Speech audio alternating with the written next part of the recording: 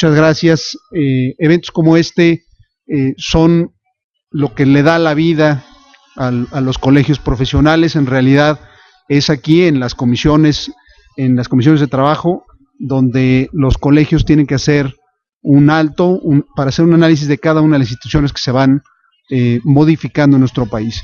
Y desde luego que el tema del juicio de amparo pues, es de primera importancia. Ya ha habido algunos eventos donde se han analizado cuestiones inherentes a los temas de la reforma constitucional, pero hoy que tenemos ya una nueva ley de amparo, pues es indispensable y necesario detenernos a analizar qué es lo que está sucediendo, qué es lo que ya está en vigor en nuestro país en esta materia. Entonces, declaro formalmente abierto este seminario, esta reunión del comité, y los dejo en presencia de nuestro subcoordinador del comité.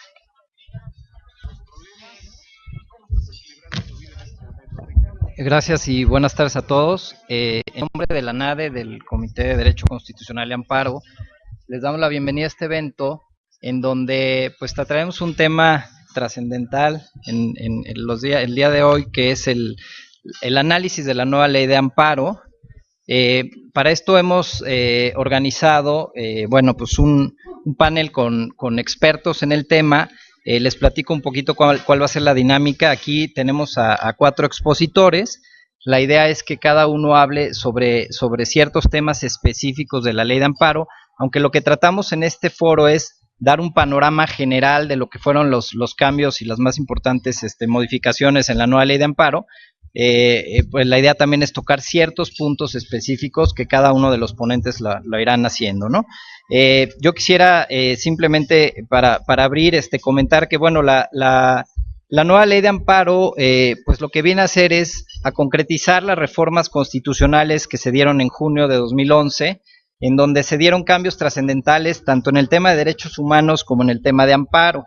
En la primera parte, en lo que es derechos humanos, bueno, pues el reconocimiento de los derechos humanos, tanto en la Constitución como en los tratados internacionales, el principio de interpretación pro persona, de favorecer a las personas la protección más amplia, la obligación de las autoridades de promover, respetar, proteger y garantizar los derechos humanos, de conformidad con los principios de universalidad, interdependencia, indivisibilidad y progresividad. Esto que se plasma en la Constitución, en las reformas de junio, bueno, pues ahora también se transfiere a la nueva ley de amparo. Obviamente la reforma constitucional en la parte de amparo, pues también tocó ciertos temas trascendentales que ahora se están regulando en la nueva ley, como el tema de la inclusión de normas generales y omisiones de la autoridad que violen derechos humanos, o el tema de la inclusión del interés legítimo, individual o colectivo. También la declaratoria general de inconstitucionalidad, que bueno, pues es una gran novedad que no aplica en materia fiscal, por cierto, pero bueno, es un gran avance. La creación de los plenos de circuito para conocer las contradicciones de tesis de los tribunales colegiados, el amparo adhesivo, la eliminación de la figura de la caducidad de la instancia, es decir, todos estos temas que desde la Constitución se modificaron, bueno, pues ahora ya tienen su regulación específica en la nueva ley de amparo y serán de los temas que estaremos tratando en este foro, ¿no? Me voy a permitir leer brevemente un resumen del currículum de cada uno de nuestros expositores en el orden en que van a comparecer. En primer lugar, el licenciado Santiago Corcuera Cabeçud, abogado por la Universidad Iberoamericana, maestro en Derecho por la Universidad de Cambridge, Inglaterra, socio de Curtis, Mallet, Prebus, Coles and Molsey, dedicado a Derecho Corporativo y Financiero. En el área de Derechos Humanos participa como litigante ante el Sistema Interamericano de Derechos Humanos, caso Castañeda, como abogado de parte, caso Radilla como perito en Derecho Internacional de Derechos Humanos, fue miembro del Grupo de Trabajo sobre Desapariciones Forzadas de la ONU, y su presidente por 3 años, fue presidente del Comité Coordinador del Consejo de Derechos Humanos de la ONU, 2009-2010. Asesora a clientes particulares en lo relativo a la utilización de los sistemas de derechos humanos, tanto domésticos como internacionales. Es autor del libro Derecho Constitucional y Derecho Internacional de los Derechos Humanos, publicado por Oxford Press México, entre otras obras de la materia. Bienvenido, licenciado Corcuera. El licenciado Alfonso Guatirrojo es abogado litigante, titular del despacho Guatirrojo Abogados, licenciado en Derecho con mención honorífica por la Universidad Iberoamericana y especialista con menciones honoríficas tanto en Derecho Procesal Civil como en Derecho de Amparo por la Universidad Panamericana, Campus Ciudad de México, en donde actualmente es doctorado por investigación.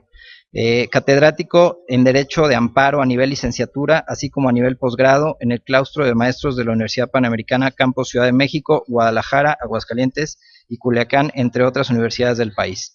Ha tenido diversas apariciones en medios de comunicación y actualmente es conductor del programa Perspectiva de Derecho Empresa de la NADE en el canal judicial. Bienvenido, licenciado Guatirrojo.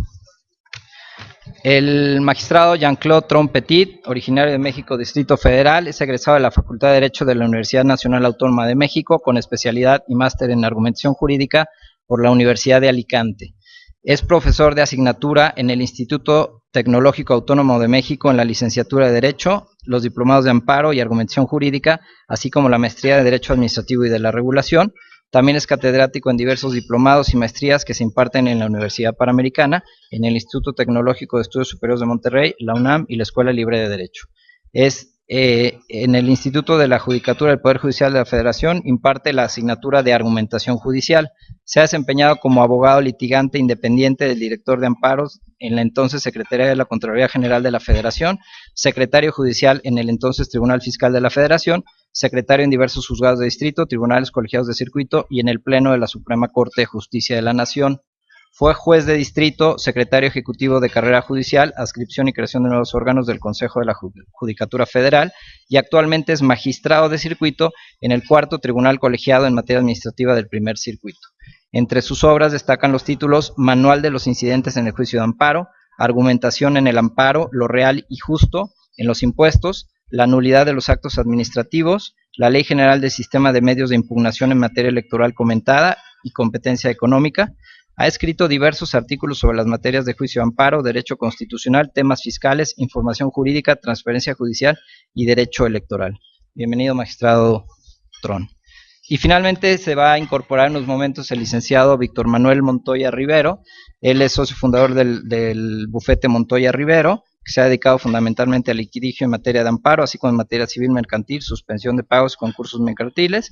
Ha participado en algunos procedimientos arbitrales. Ha sido profesor titular de la especialidad de amparo de la Universidad Panamericana, tanto en México como en Guadalajara. Ha impartido diversos cursos, participado en foros y escrito en diversas publicaciones jurídicas. Bueno, pues sin más preámbulo y para iniciar este evento, le cedo la palabra al licenciado Santiago Corcuera. Diego, nada más quisiera hacer mención específica a que el día de hoy nos están acompañando, tenemos el honor de que nos estén acompañando 3 expresidentes del colegio, el licenciado Luis Ortiz Hidalgo, muchas gracias, licenciado. El licenciado Álvaro Altamirano, también aquí presente, y gracias. Y por allá está el licenciado Dionisio Key, igualmente, Dionisio, muchas gracias por acompañarnos. También tenemos el honor de que nos acompañe un anadista de toda la vida, que además tiene una relación personal con nuestro querido expositor, el magistrado Tron, el licenciado Manuel Gómez Peralta, que está por aquí. Muchas gracias también por acompañarnos. Ahora sí, Santiago, muchas gracias.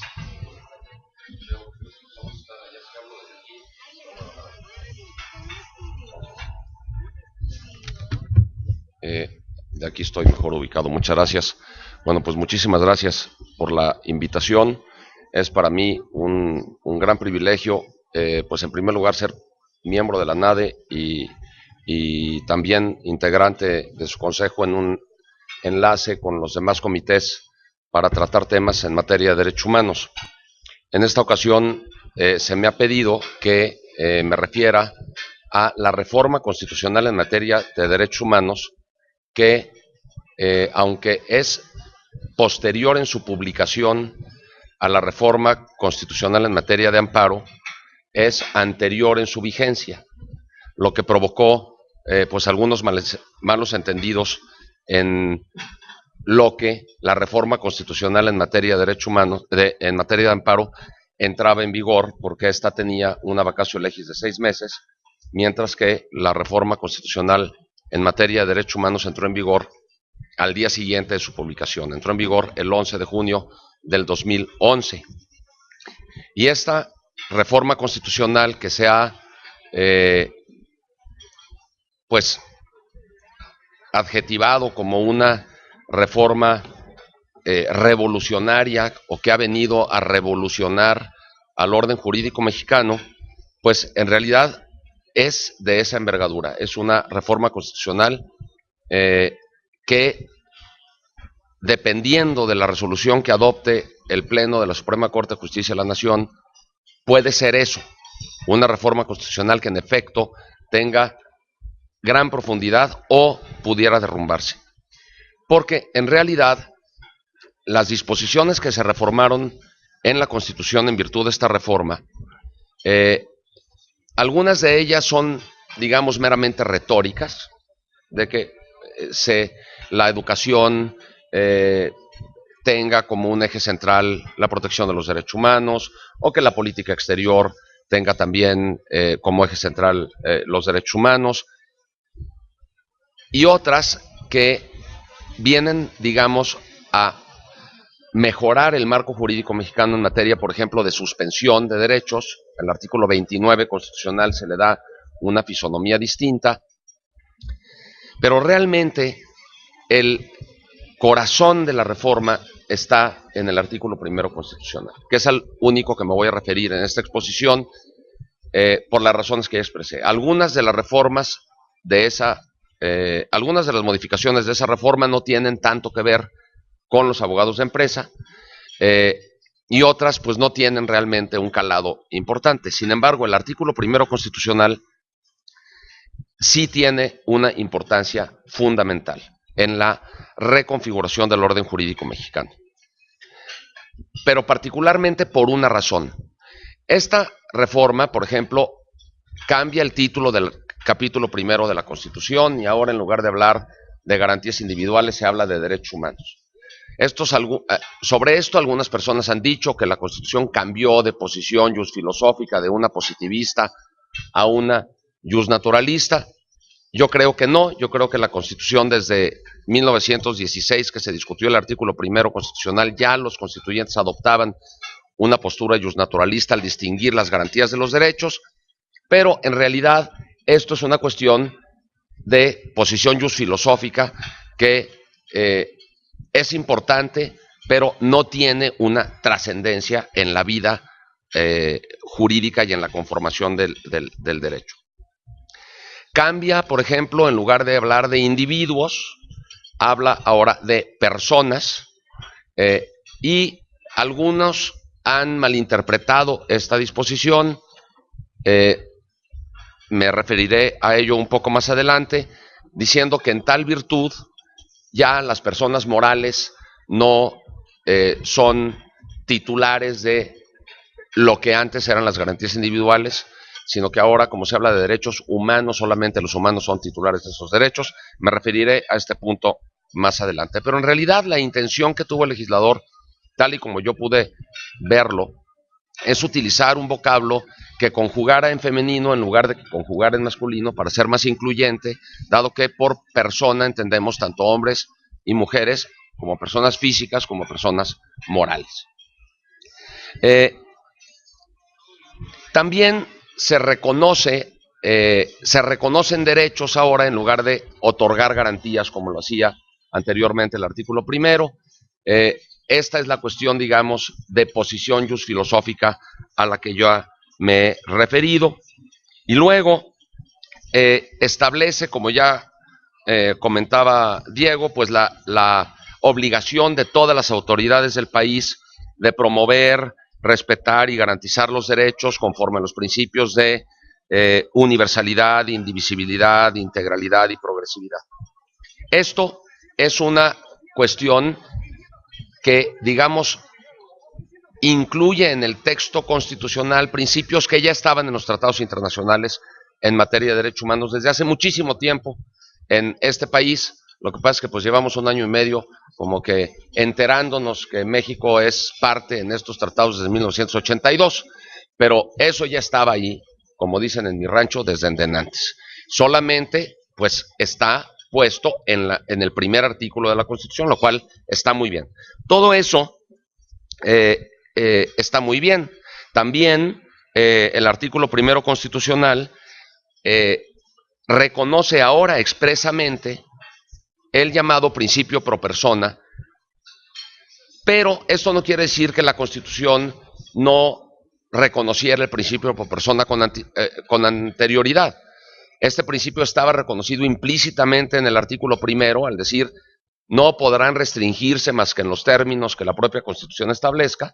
Toda la doctrina y la jurisprudencia mexicana habían reconocido que en una interpretación a contrario sensu del artículo primero se podía llegar a la conclusión de que las disposiciones de inferior jerarquía que la Constitución podían ampliar, mas no restringir el ámbito de protección concedido por la Constitución, que establece mínimos y que por lo tanto, por ejemplo, una ley como la ley de expropiación puede decir que la indemnización que se pague sea a valor comercial, mientras que la Constitución diga que se paga a valor catastral, y nadie podría alegar que la ley de expropiación es inconstitucional, a pesar de que semánticamente contradice a la Constitución, pero jurídicamente no la contradice porque amplía el nivel de protección de los afectados por el acto expropiatorio.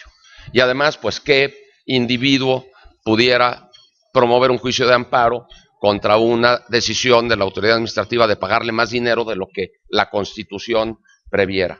Porque, pues, a la fracción primera del artículo 107 constitucional ya decía que el juicio de amparo solo procede de instancia de parte agraviada, no de parte beneficiada, y ahí estaba implícito el principio pro persona, lo mismo que en el primer párrafo del artículo 16 constitucional en materia de irretroactividad en perjuicio de alguna persona, lo que todos sabemos que, pues, una ley puede tener efectos retroactivos si beneficia a la persona. Con todo ello, pues el principio pro persona ya estaba tanto en la Constitución de manera implícita como en la jurisprudencia y en la doctrina mexicanas. Ahora se ha hecho explícito, lo cual está muy bien, pero no viene, digamos, a revolucionar a nuestro orden jurídico. Todo lo que he dicho ya estaba de algún modo.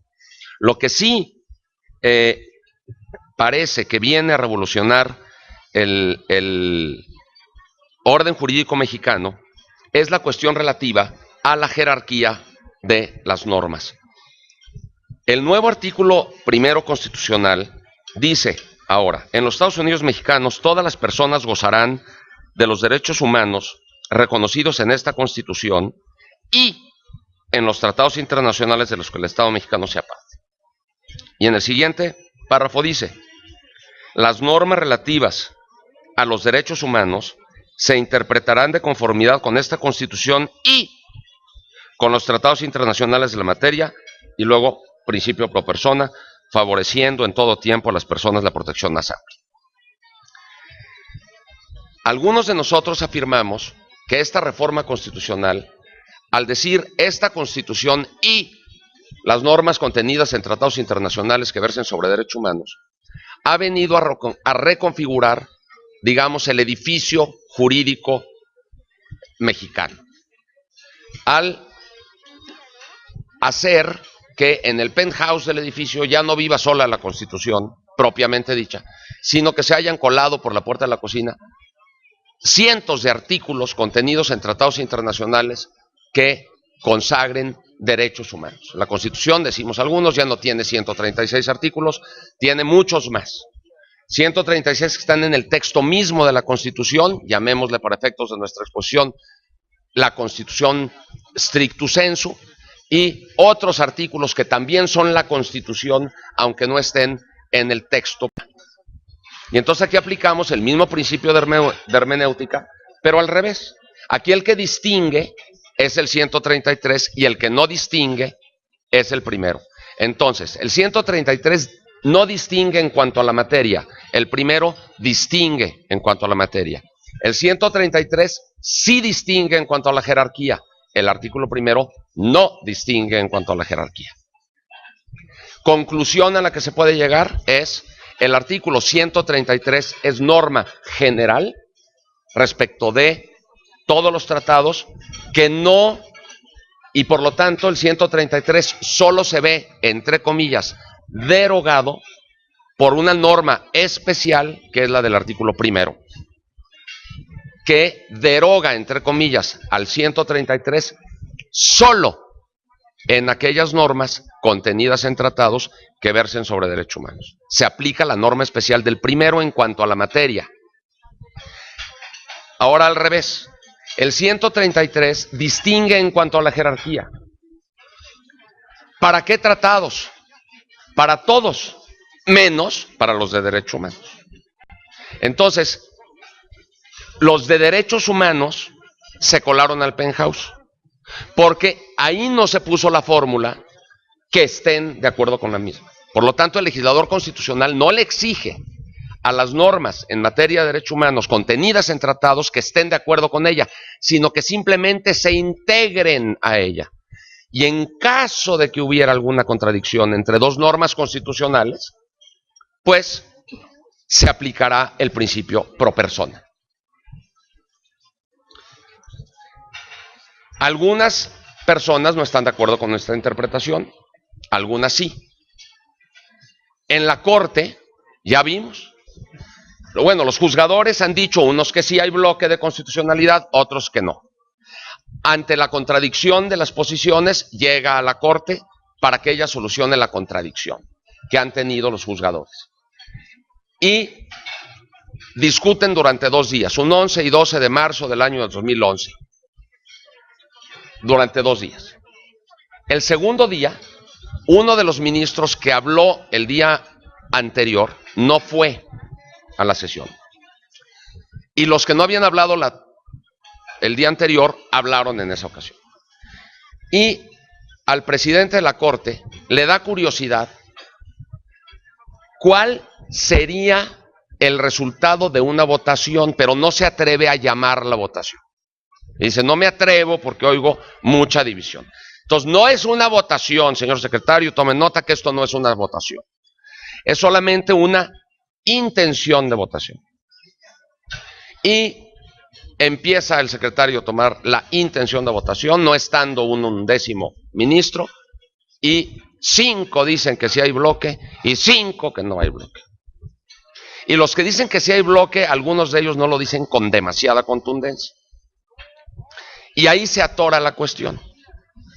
Por desgracia, y pues me atrevo a decir por desgracia, la segunda sala se adelanta a la resolución correspondiente del Pleno, sabiendo la segunda sala que está pendiente una resolución de tal envergadura, y saca una tesis aislada que dice supremacía constitucional. La reforma del artículo 1 de la Constitución Política de los Estados Unidos Mexicanos del 10 de junio del 2011 respeta este principio.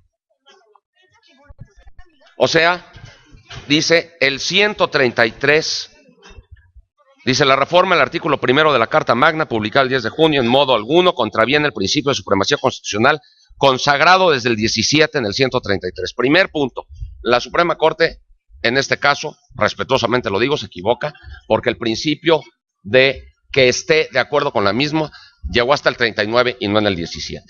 Y hay que leer Atena para comprobar esto. Antes los tratados internacionales tenían rango constitucional. Y fue en el 30 y tantos en donde se reforma para meterle esta coletilla de que estén de acuerdo con la misma. Primera imprecisión a la que se refiere la Corte, pero lo que sí es cierto es que desde el 30 y tantos ahí está. Eso sí, no hay duda.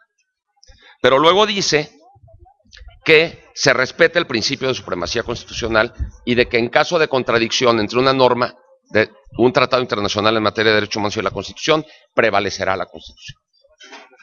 Porque ella misma dice que si hay una restricción contenida en la Constitución, prevalece la restricción.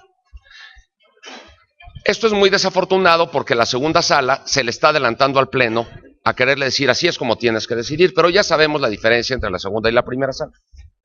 Y pues vamos a ver ahora qué sorpresa nos puede dar el Pleno con los nuevos ministros que se han integrado a la sala, porque recordemos que el empate virtual se da cuando los 2 ministros que ya se fueron todavía estaban en la Suprema Corte. Y finalmente solamente quiero apuntar la cuestión relativa a que al usar la palabra persona y a la hora de reconocer que los tratados internacionales están integrados a la Constitución, se aplica el párrafo 1.2 de la Convención Americana sobre Derechos Humanos, que dice, para los efectos de esta convención se entenderá por persona a todo ser humano. Y hay algunos que han dicho que con eso, pues ya las personas morales no son titulares de derechos y que la fracción primera del 103 ya no les aplica y que por lo tanto el amparo ya no lo pueden promover las personas morales.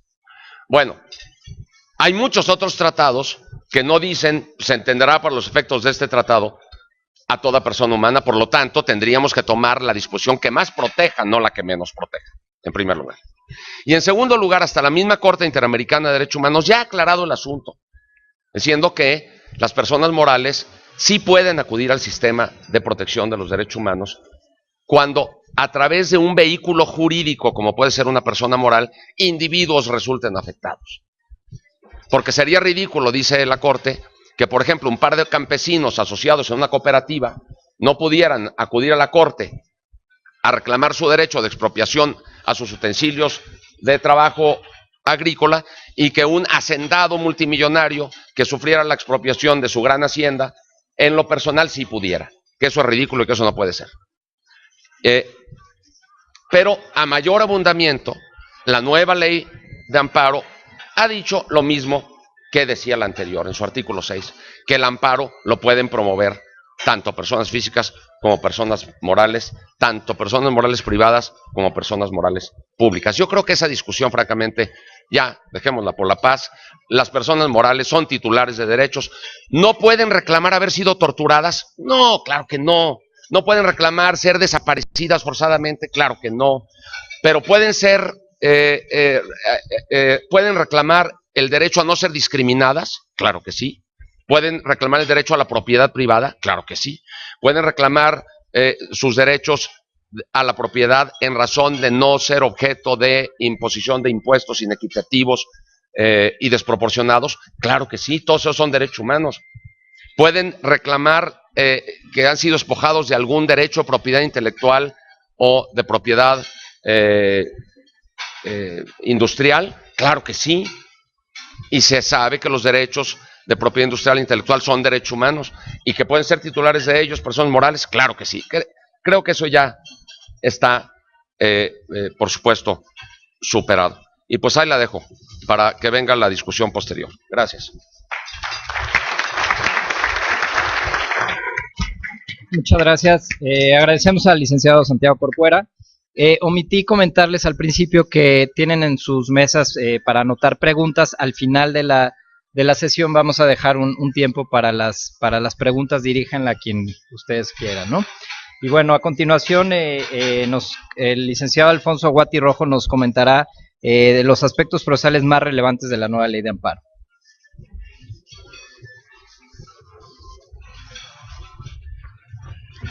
Muchas gracias, Diego. Bueno, pues tenemos muy poco tiempo para tocar tantos temas tan abundantes en torno a esta nueva ley de amparo. Mucho se ha platicado, mucho se ha discutido de esta nueva ley de amparo.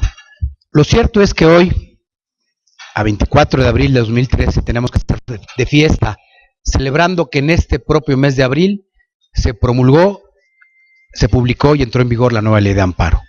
Una nueva ley de amparo que reemplaza a la vieja del 10 de enero de 1936, que tuvo vigencia durante 77 años, 2 meses y 24 días.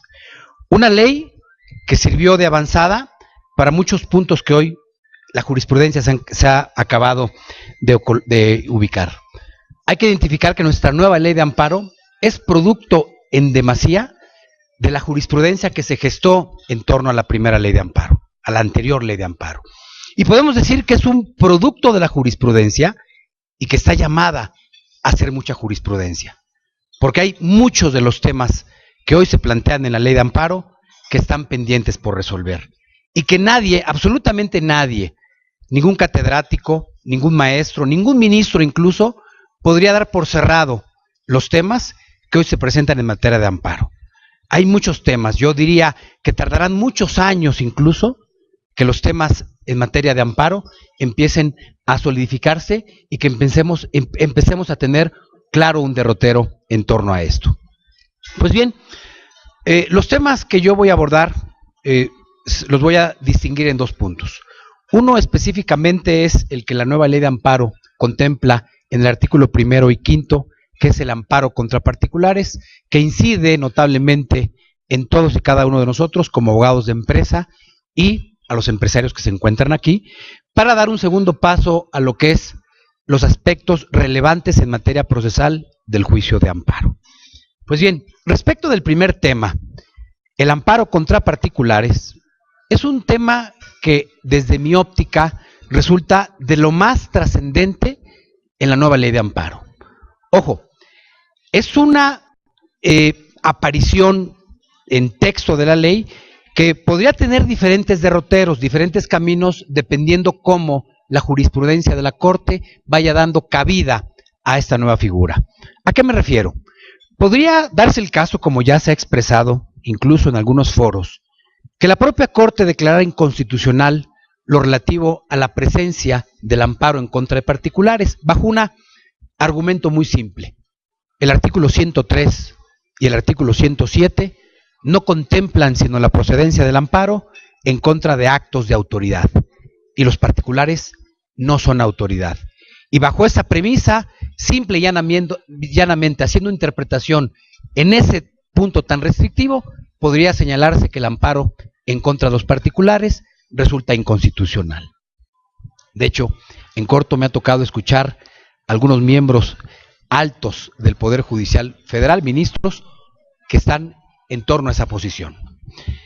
Una segunda posición que pudiera caber en torno a este punto es simplemente darle tradición a lo que la jurisprudencia había establecido respecto a los particulares. ¿Qué pasaba en torno a este punto? Ustedes recordarán, la Corte era tajante en establecer: los actos de los particulares no son materia del juicio de amparo, porque el juicio de amparo fue creado conforme a su naturaleza para velar los actos de los particulares frente a la autoridad pública. Simplemente, decía la jurisprudencia de la Corte, en ciertos casos, cuando los particulares actúen en cumplimiento a un mandato expreso de la ley, para ciertos efectos, los actos de los particulares serán considerados dentro del juicio de amparo, pero ni sus actos ni ellos serán llamados ni como acto reclamado ni como autoridades dentro del juicio de amparo. Eso se estuvo vigente hasta la entrada en vigor de la nueva ley, en donde ya el artículo primero y el artículo quinto nos abren a un panorama y a un paradigma totalmente diferente. El artículo primero, en su último párrafo, dice que las fracciones del artículo primero relativas a la tutela del amparo operan respecto de actos de autoridad, así como de particulares, en los términos en los que señala la ley. Y el artículo quinto señala que los actos de los particulares, cuando actúen en forma equivalente, y utiliza la palabra equivalente a los actos de autoridad. Esto no se reproduce a lo largo de la ley, por ejemplo, el artículo 149, con el mismo contenido. ¿A dónde podemos llegar? Podemos llegar a lo que existe en otros países como en Argentina, en Alemania, en España, en Colombia, en Japón, por ejemplo, está perfectamente permitido la procedencia del amparo en contra de actos de los particulares. Es más, desde 1958, por decir un ejemplo, en Argentina, hay un emblemático caso de Samuel Cot que se resolvió por parte de la jurisprudencia de la Corte Argentina, en donde expresamente se reconoció, primero en jurisprudencia y luego en ley en 1967, que los actos de particulares daban pie al juicio de amparo. ¿Cuál es el argumento sobre este punto? Muy sencillo. Lo que importa es la tutela de la Constitución. Lo que importa es la tutela de los derechos fundamentales, no quién genera esa restricción de los derechos fundamentales. Esto en Alemania también se creó bajo una tesis que fue reproducida en España, en Portugal y en 14 países de Latinoamérica. Hoy 14 países de Latinoamérica reconocen sin ningún miramiento de manera amplia el amparo en contra de particulares. Por ejemplo, en 1993, en Japón, se concedió el amparo a un coreano que le negaron simple y llanamente el otorgamiento de un contrato de arrendamiento por ser coreano. Es decir, una discriminación por temas contractuales, invocando un tema relativo a su nacionalidad.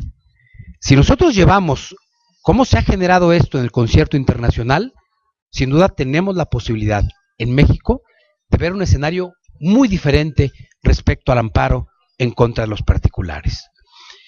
En un opúsculo maravilloso de Diego Valadez, él da cuenta, de autores de la talla de Diego Valadez, da cuenta que al finales del siglo XX, las funciones tradicionales del Estado, que eran amplias, que eran poderosas, han sido empobrecidas en favor de muchos grupos de particulares.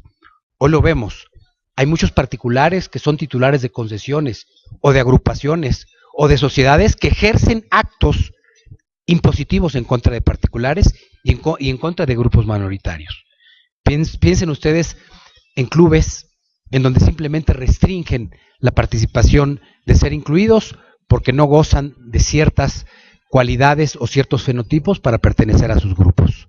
Piensen ustedes en esos deportes como el fútbol, en donde la cacería de piernas o los mercados de piernas simple y llanamente restringen derechos a la contratación por posiciones que guardan ciertos equipos en torno a la fórmula de contratación. Pues bien, esto que en el ámbito contractual y en el ámbito de ciertas sociedades y asambleas, sin duda va a dar pie a un nuevo modelo en materia de amparo. Yo les aseguro que en materia de amparo, por lo que hace al amparo en contra de particulares, esto va a dejar un sinnúmero de consecuencias. Desde el punto de vista procesal, claro, porque no está contemplado el tema relativo a las costas. Nunca en materia de amparo se ha hablado de costas. Yo quiero pensar qué va a suceder el día de mañana que manden traer a un particular como parte demandada y éste obtenga resolución favorable. Obviamente tendrá, conforme al régimen constitucional y a la jurisprudencia de la Corte, derecho a reclamar costas. Otro punto procesal que se abre con la presencia de los particulares siendo parte en el juicio de amparo será demostrar por parte del quejoso cuándo se actualice el acto reclamado. Porque muchas veces contra la autoridad, cuando uno se pelea contra la autoridad, la demostración del acto de autoridad queda más o menos comprobado, con el oficio, con la sentencia, con la notificación del acto, que la autoridad lo tiene que hacer en automático. Pero cuando el acto de autoridad o cuando el acto reclamado sea un acto de particular y simple y llanamente el particular diga, no, el acto lo emití sí, pero ese ya tiene más de 30 días o ese tiene 2 meses, y entonces en un juicio de esta naturaleza empezará un tema central respecto a cuestiones procesales de demostrar cuándo se generó el acto reclamado para efecto de establecer la oportunidad de la presentación en torno al juicio de amparo. Bueno, hasta aquí quiero dejar el tema respecto a la procedencia del amparo en contra de los particulares. Voy a hablar también respecto a algunos aspectos relevantes en materia procesal que contempla nuestra ley de amparo. Quiero mencionar 10, si el tiempo, Diego, y tú no me cortas la exposición. El primero lo vamos a encontrar en el artículo 2 de la ley de amparo. Es una nimiedad si ustedes quieren mencionarlo, quieren encontrarlo, pero para mí es algo súper relevante, simple y llanamente porque la ley de amparo ahora contempla de manera expresa, lo que ya implícitamente se reconocía, la posibilidad de recurrir supletoriamente después del Código Federal de Procedimientos Civiles a los principios generales del derecho. Esto, créanme que en términos procesales y en términos de desarrollo de la institución de amparo es relevante. ¿Por qué? Porque ahora las partes podrán invocar los principios generales del derecho procesal, la teoría general del proceso, cargas procesales, presupuestos procesales y la materia de amparo, que siempre fue procesal, pero que la Corte siempre quiso establecer procesos autorreferenciales, van a tener punto de partida. Hoy el quejoso, el tercero interesado, la autoridad responsable, cualquier interviniente en el juicio de amparo puede invocar principios generales del derecho para hacer valer su pretensión, ya sea para obtener sentencia favorable o bien para que sea desligado de la pretensión propia del juicio constitucional. Un segundo punto, sin duda de lo más importante, es el relativo a los sujetos procesales. No quiero meterme al interés legítimo porque eso le corresponderá al magistrado abordarlo y hemos nosotros planteado no repetir los temas para que ustedes puedan entender de manera separada cuáles son cada uno de estos puntos fundamentales de la reforma. Pero en torno a los sujetos procesales hay una cuestión que se antoja indispensable. La ley de amparo sigue tratando a los sujetos procesales como partes, cuando procesalmente eso es incorrecto. Partes son simplemente quien actúa, quien pide y quien resiste, es decir, el actor quejoso o la autoridad responsable, que es la parte demandada. El tercero interesado, antiguo tercero perjudicado, también va a intervenir como sujeto procesal y va a tener el mismo carácter que antiguamente tenía, es decir, como un tercero coadyuvante. ¿De quién? De la autoridad responsable. Es decir, es el coadyuva con la autoridad responsable para la subsistencia del acto reclamado. Procesalmente, ¿cuál es lo relevante? Fíjense ustedes, antiguamente existía, contemplado en nuestro modelo, la presencia del interés jurídico y de la existencia de la violación o del agravio directo, tanto al quejoso como a la autoridad responsable, que era la que causaba, como al tercero perjudicado o tercero interesado. Es decir, la relación era lineal entre el acto reclamado, el quejoso, la autoridad responsable y el tercero interesado. Yo era tercero interesado, era quejoso y era autoridad si tenía un vínculo directo con el acto reclamado. De tal forma que solamente se podía dar esta fórmula lineal entre los sujetos del proceso. Hoy, frente a la presencia del interés legítimo, en donde ya no se exige, en ciertos casos, principalmente para la materia administrativa, la actualización de ese interés jurídico, es decir, de esa titularidad del derecho subjetivo, la pregunta es, ¿qué pasa con el tercero interesado? Porque la ley lo sigue tratando como si requiriera actualizar su presencia bajo una figura de interés jurídico. Es decir, yo solamente voy a poder intervenir como tercero interesado si yo tengo un interés directo en la subsistencia del acto. Pero ¿qué pasa con aquellos sujetos que tengan interés legítimo en la subsistencia del acto? La ley no lo contempla, pero sin duda estoy seguro que ellos podrán intervenir como lo hace el quejoso con interés legítimo. Por una sencilla razón, porque si no, no habría equilibrio dentro del proceso. Si yo contemplo que solamente el quejoso puede tener interés legítimo y ellos pueden en esa base integrar los elementos de legitimación para acudir al juicio de amparo, al tercero interesado no se le podría mermar esa calidad de poder legitimarse para acudir como tal al juicio de amparo bajo una figura ajena al interés legítimo.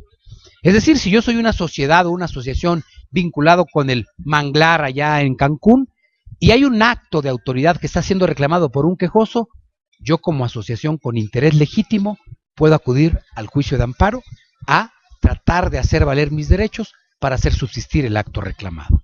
Un punto, como les digo, de lo más importante.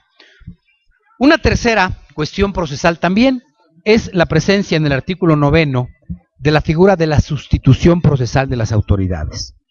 Ojo, eso es muy importante porque cuando ya venía reconocido por la jurisprudencia, el hecho de que esté contemplado en la ley es importante. Antiguamente pasaba que uno presentaba una demanda de amparo, vamos a poner en contra de una ley, y resulta que la autoridad que había creado la ley había desaparecido. Y entonces cuando uno señalaba a la autoridad creadora de la ley, como la marcaba la ley de amparo, esta simplemente ya no contestaba la demanda porque había desaparecido. Y la nueva autoridad decía, no, pues yo no creé esa ley, yo acabo de entrar en funciones hace escasos 2 años, entonces a mí que no me llamen como autoridad dentro de ese juicio. Obviamente hablamos de una figura de sustitución procesal. El artículo 9 ya lo contempla expresamente a través de una palabrita sencilla, que si ustedes tienen el tiempo de reflexionar en materia al respecto al amparo, genera muchas consecuencias. Hagan un señalamiento, agarren, tomen el marcatextos, subrayen la palabra sustitución de autoridades y eso dentro de los juicios de amparo puede darle muchas alertas y muchos beneficios en torno al tema. Otro tema procesal, el tema relativo a los plazos. Ustedes saben que se sostuvo después de tanta debate el tema de que la regla general para interponer el juicio de amparo es de 15 días. Pues bien, en el artículo 22 se contempla una monstruosidad en materia penal para esos que se dedican a la materia penal. Mi querido Moy, que tener cuidado. Yo quiero pensar que es un descuido de la ley y que simplemente va a cambiar y va a modificarse. Esto es, en la parte final del artículo 22, se contempla que en materia penal los plazos no se considerarán por días hábiles, sino que se considerarán de momento a momento. Obviamente el legislador se confunde, porque eso simplemente opera como el anterior modelo en sus artículos 24 y 34 respecto a la suspensión del acto reclamado y para la autoridad responsable. Es decir, cuando la autoridad tenía que cumplir respecto de la suspensión del acto reclamado, un acto donde entonces sí los plazos se consideraban y se computaban de momento a momento. No encuentro ninguna razón para que de manera genérica en materia penal se obtengan los plazos de momento a momento. Un quinto punto respecto a cuestiones procesales es el contemplado en el artículo 37, que desde mi punto de vista también es un tema muy desafortunado de la ley de amparo. El último párrafo del artículo 37 establece que el quejoso, en tratándose de actos de dictado o mandato, es decir, aquellos que no tengan una ejecución, que no se ejecuten, traten de ejecutarse, sino que sean estrictamente de mandato, podrán ser presentados o será juez competente ante el juez que se presenten. Así, es juez competente ante el juez que se presenten. Esto es una total falla de parte del legislador, porque en materia procesal, todas las reglas de competencia tienen que estar vinculadas a un factor competencial, ya sea el domicilio de quien promueve, ya sea el domicilio de la autoridad demandada, ya sea el domicilio de algún elemento que sirva de nexo, por ejemplo, en materia laboral, civil, o en materia penal, en donde se comete el delito, algún tema que de alguna manera fije el criterio competencial. No hay razón jurídica para que el artículo 37 establezca en materia de actos de dictado o de mandato, simple y llanamente, que será juez competente el lugar donde se presente. Porque eso llevaría al extremo que un acto de mandato yo lo puedo presentar en el juez de distrito que me venga en gana, porque hará juez competente simple y llanamente al juez donde yo presente mi demanda. Ojo, no es lo mismo cuando existe concurrencia o pluralidad de jueces, que ellos mismos pueden ser a prevención del actor o a prevención de la presentación de la demanda el juez que fije competente. Quiero pensar un juez en materia de amparo en donde existan diferentes actualizaciones porque el acto trate de ejecutarse, se esté ejecutando o se ha ejecutado en diferentes lugares. Bueno, yo puedo definir el juez a partir de acudir ante el juez que yo estime conveniente. Aquí el artículo 37 no señala tal supuesto y simplemente señala a partir del juez que yo decida. Otra cuestión procesal nueva en la ley, no así en la jurisprudencia, que hay que tomar en cuenta, es el tema relativo a la nueva causa de sobreseimiento.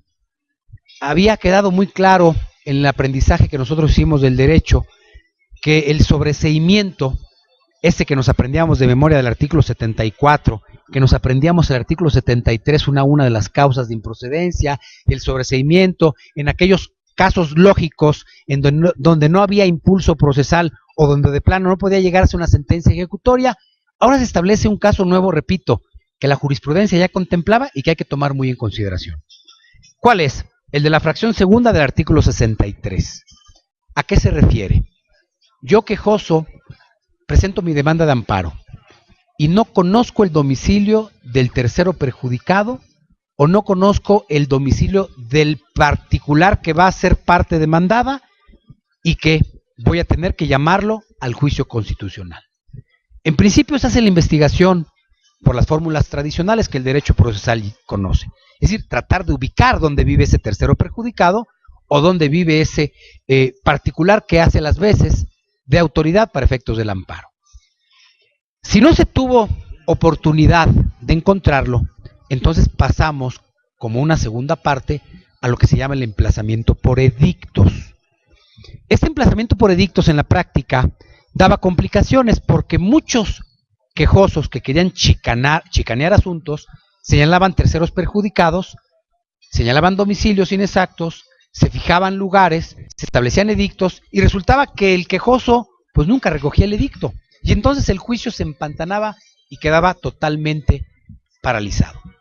Hoy en día, el artículo 63, fracción segunda, en vinculación con el artículo 27, fracción tercera, inciso B, establece que el quejoso tiene 20 días, una vez que los edictos son puestos a su disposición, para demostrar, para acreditar que los oficios fueron presentados directamente ante la entidad que va a hacer la publicación del edicto.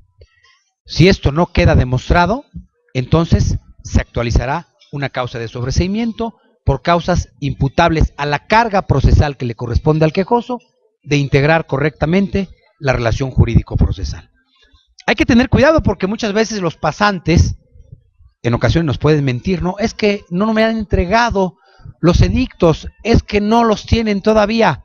Ojo, aquí la ley, el artículo 27, no habla a partir de que sean entregados, habla a partir de que sean puestos a disposición. Hay que tener mucho cuidado para que no nos supere un caso de sobreseimiento.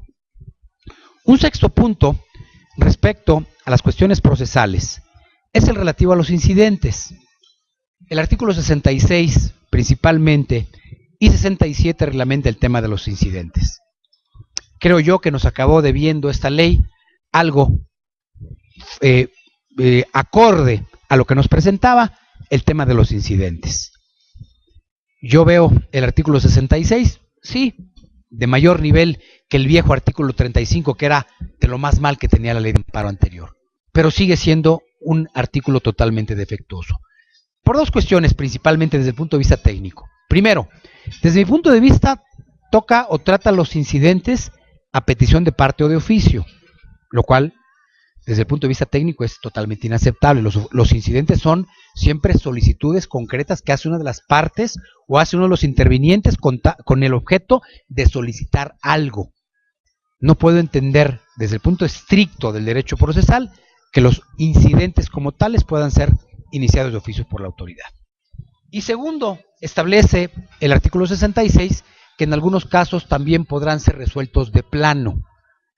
Una de las características fundamentales de los incidentes es esa, que se haga una petición, que se planteen hechos y que se propongan pruebas, que se dé vista a la parte contraria para que la parte contraria conteste y se resista en esta pretensión incidental, se señale una audiencia incidental y se resuelva a través de una interlocutoria.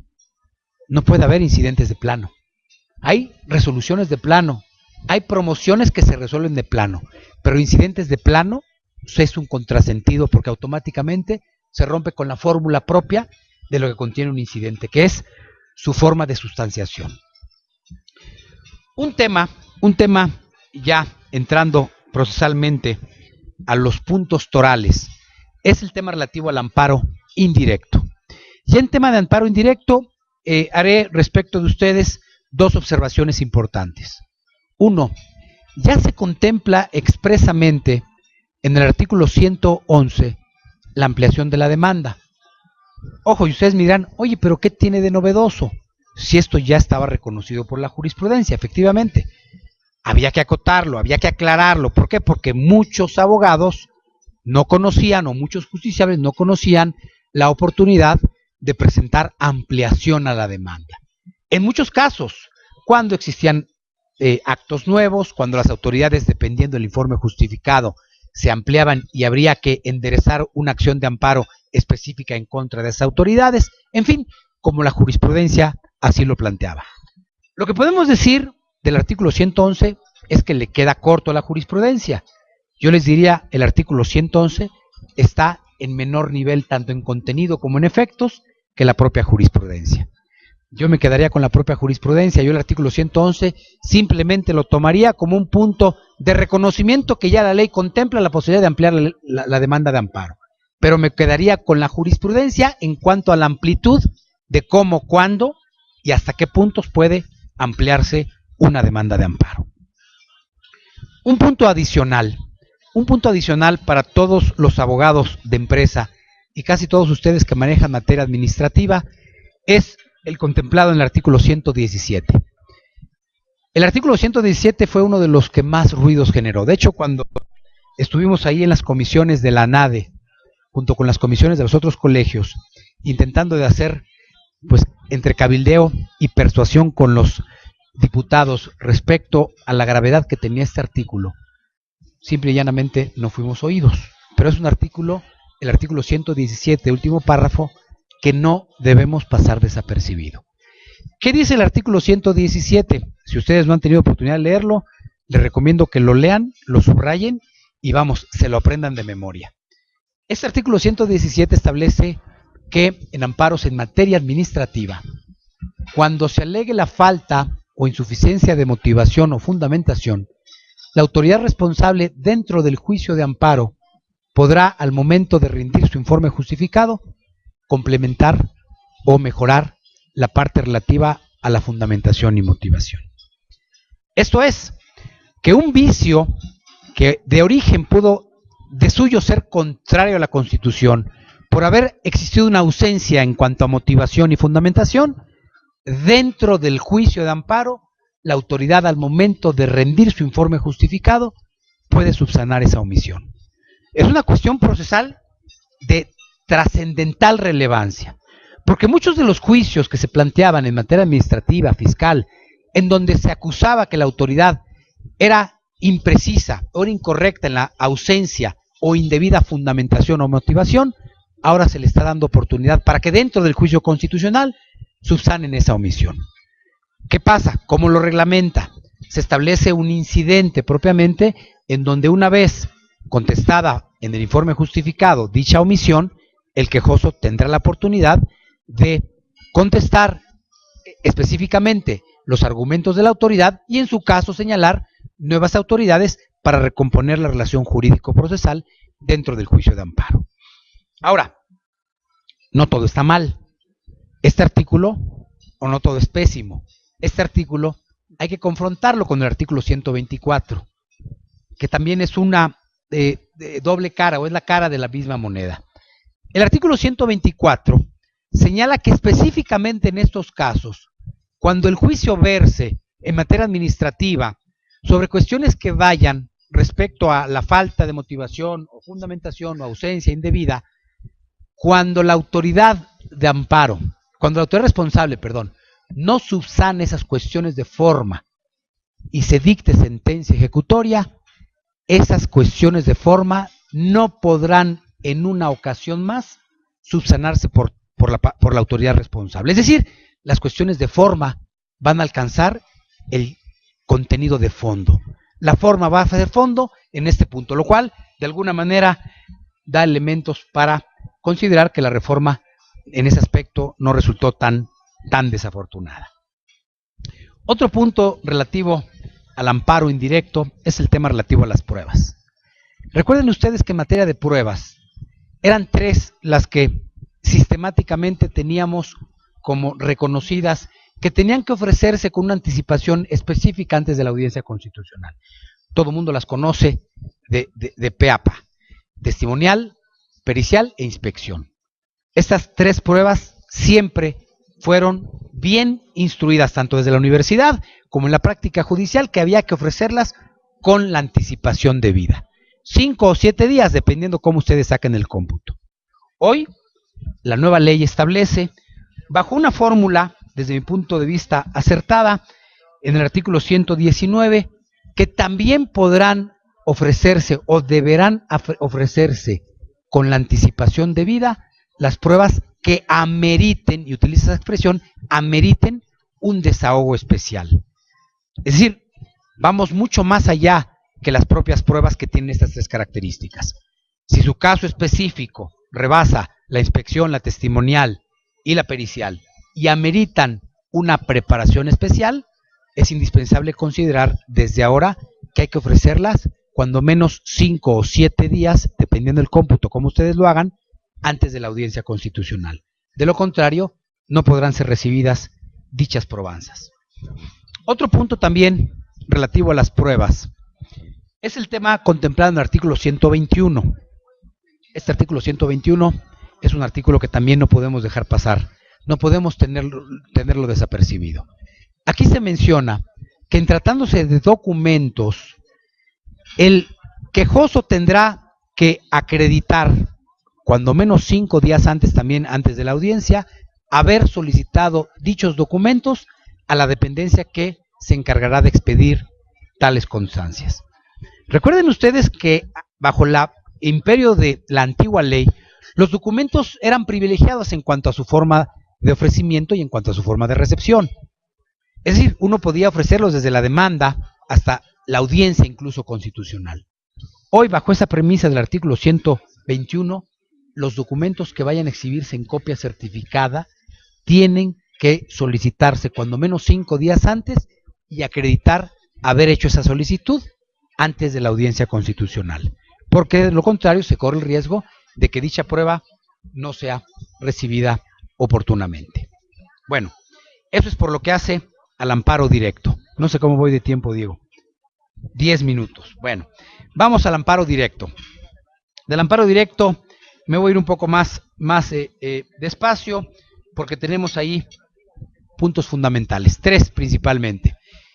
No voy a meterme a los temas relativos a las sentencias de amparo, porque sobre esos va a abordar el licenciado Víctor Manuel Montoya, que es el tema que le corresponde abordar respecto a las sentencias de amparo. Pero sí vamos a tocar el tema del trámite procesal respecto al amparo directo.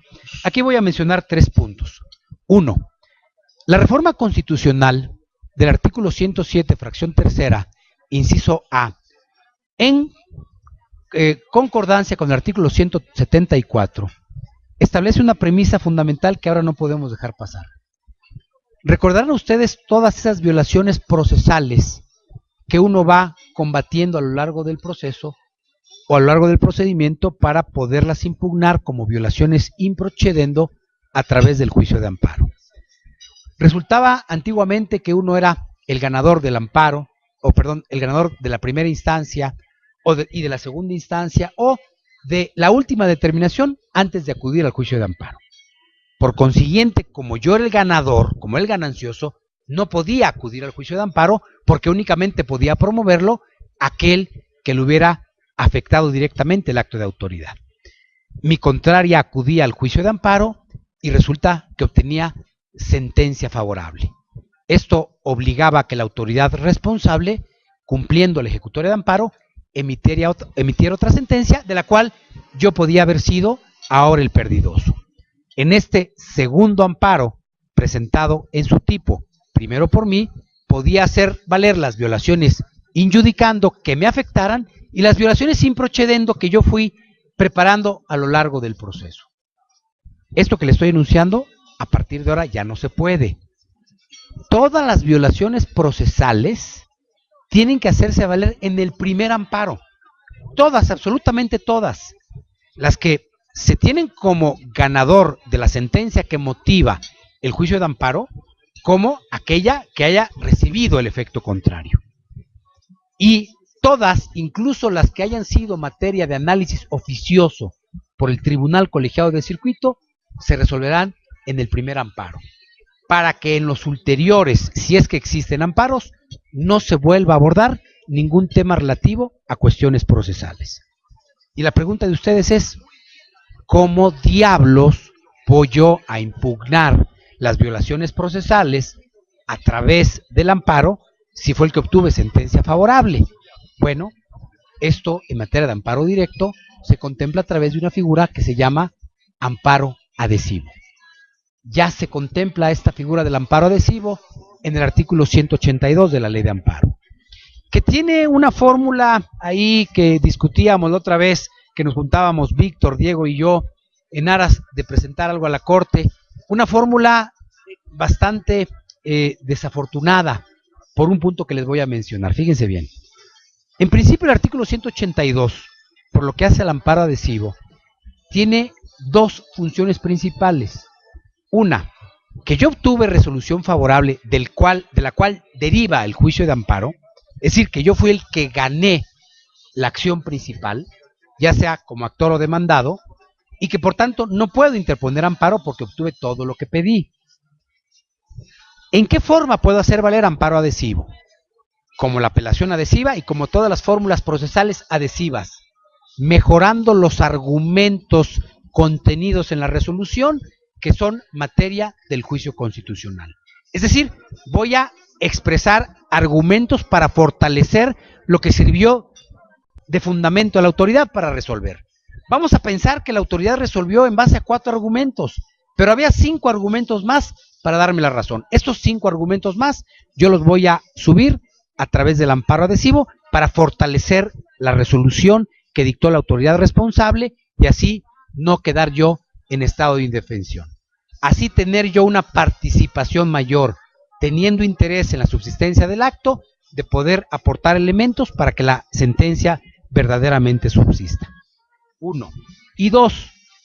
También tendré que utilizar como mismo vehículo el amparo adhesivo cuando vaya a hacer violaciones al procedimiento. Es decir, ya no voy a aderezar, ya no voy a fortalecer la sentencia que se dictó, sino que también voy a subir todos mis argumentos a través del amparo adhesivo, a través de todas y cada una de las violaciones cometidas durante el procedimiento, que han afectado las defensas del quejoso y que pudieron trascender al resultado del fallo. De tal manera que sean estudiadas esas violaciones por el tribunal colegiado y que, cuando sean analizadas, se analicen todas en su conjunto. El problema que tiene este artículo 182 es que menciona esas dos partes, pero también en una parte, en un renglón, señala que el que promueva amparo adhesivo también podrá hacer valer aquellos violaciones que se expresaron en las consideraciones y que le causan perjuicio. Ojo, no tiene cabida este amparo adhesivo, vamos, es inentendible. La única forma que podría entenderse es diciendo, yo no gané, me espero a que mi contraria presente amparo, y después de presentado amparo, yo también me subo y presento amparo adhesivo. Ojo, ese no es amparo adhesivo, ese es amparo principal, es una acción de amparo, que de alguna manera, como lo plantea el legislador en el artículo 182, pudiera tener el rostro de amparo adhesivo. Ojo, ¿por qué? Porque expresamente el legislador utiliza la frase en aquello que le perjudicó. Y aquí es un punto importante, si le perjudicó, no puede ser amparo adherente, tiene que ser quejoso. Y si es quejoso, obviamente maneja una acción constitucional aparte. Dos puntos últimos respecto a la cuestión de amparo. Amparo directo. Ya se encuentra contemplado en el artículo 184 que las audiencias de los tribunales colegiados de circuito, para beneplácito de todos, serán públicas. Ya en el rincón o en el escritorio de los tribunales colegiados no resolverán reservada y secretamente los temas relativos que nos importen. Hoy ya podemos tener en el artículo 184 estas bondades de conocer cómo y en qué alcance se resuelven nuestros casos.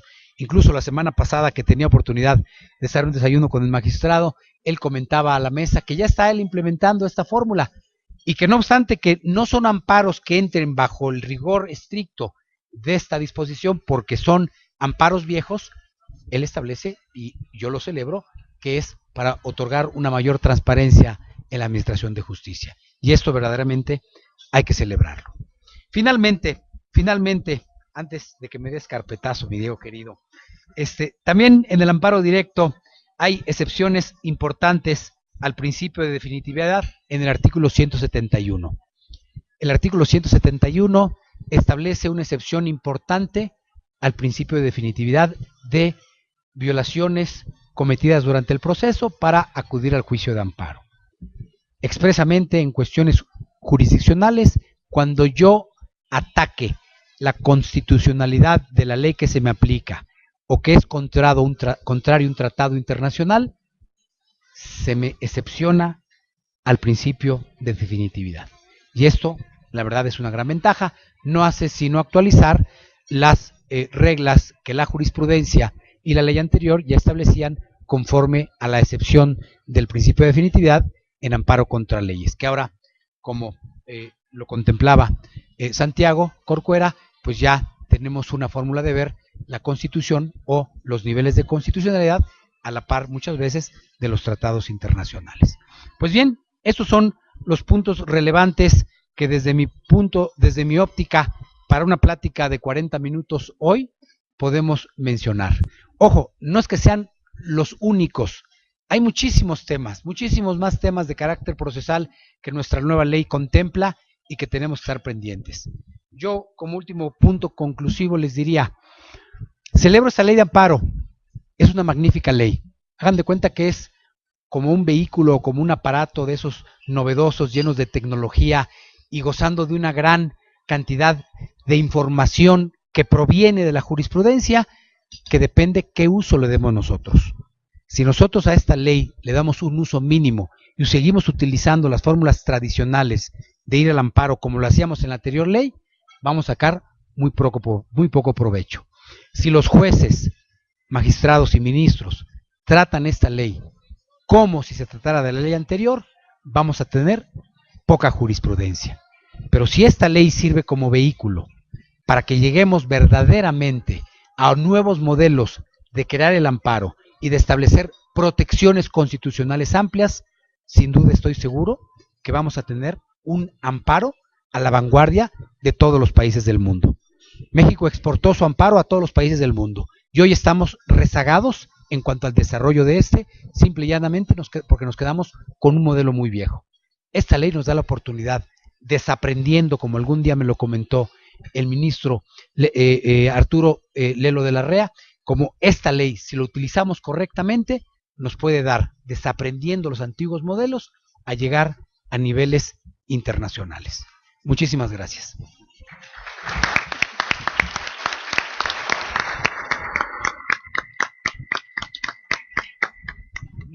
Muchas gracias. Agradecemos al licenciado Alfonso Guatirrojo por su excelente exposición.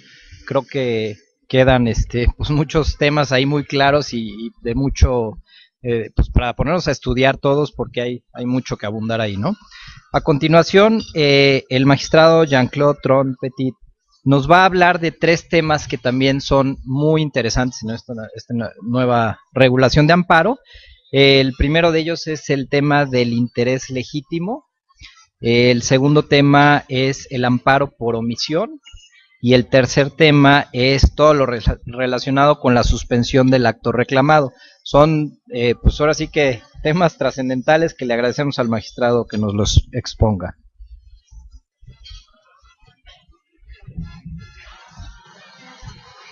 Pues muchísimas gracias a la NADE por esta invitación y a todos ustedes también por estar aquí con nosotros. Creo que estos temas son importantes, un poco como lo decía Santiago. El tema sustantivo no es un tema novedoso, es un tema que ya lo teníamos en el tribunal, especialmente desde hace 5 años. Veníamos aplicando ya el principio pro persona y veníamos aplicando los tratados y sobre todo la Declaración Americana de Derechos Humanos por ser legislación nacional. Una vez que el tratado ha sido ratificado por el país, se convierte en legislación nacional y por tanto, como dice él, desde endenantes ya podíamos estar aplicando los tratados y podíamos estar resolviendo en ese sentido. Ahora queda muy claro que ya con esta nueva ley procesal que tenemos para efecto de promover en el sentido del respeto y la protección de los derechos humanos y de los derechos fundamentales, que creo que es un tema interesante hacer la acotación, vamos a poder hablar un poco, como decía Dworkin, tomando los derechos humanos o los derechos fundamentales en serio, ¿no? Y esto nos abre la puerta por varias instituciones de las cuales yo voy a platicarles un poco. Tengo aquí alguna página, si gustan ustedes tomar nota, www.jeanclaude.tronp.com. Ahí hay un artículo que también creo que se va a poner en la página de ANADE sobre interés legítimo. Hay algún otro pequeño documento, alguna nota que también he preparado, que también está a disposición de ustedes en la página de la ANADE. Pero también tengo un artículo que trata sobre este tema del que hablaba Santiago, justamente el de si las personas jurídicas son titulares de derechos humanos o no.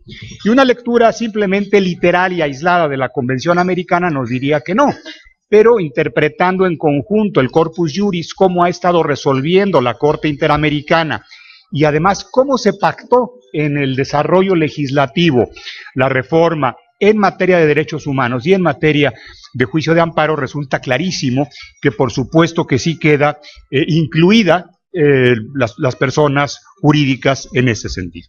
Bien, vamos a ver un poco algunos de estos temas que me parecen importantes. La reforma de derechos humanos no la podemos ver separada o no la podemos ver aislada de la reforma de juicio de amparo. Pero a su vez tampoco estas dos modificaciones importantes a nivel constitucional no las podemos ver separadas o tampoco sin referencia al tema de las acciones colectivas, tema que fue reconocido a nivel constitucional en el artículo 17 y que ya tenemos ahora una reglamentación en el Código Federal de Procedimientos Civiles.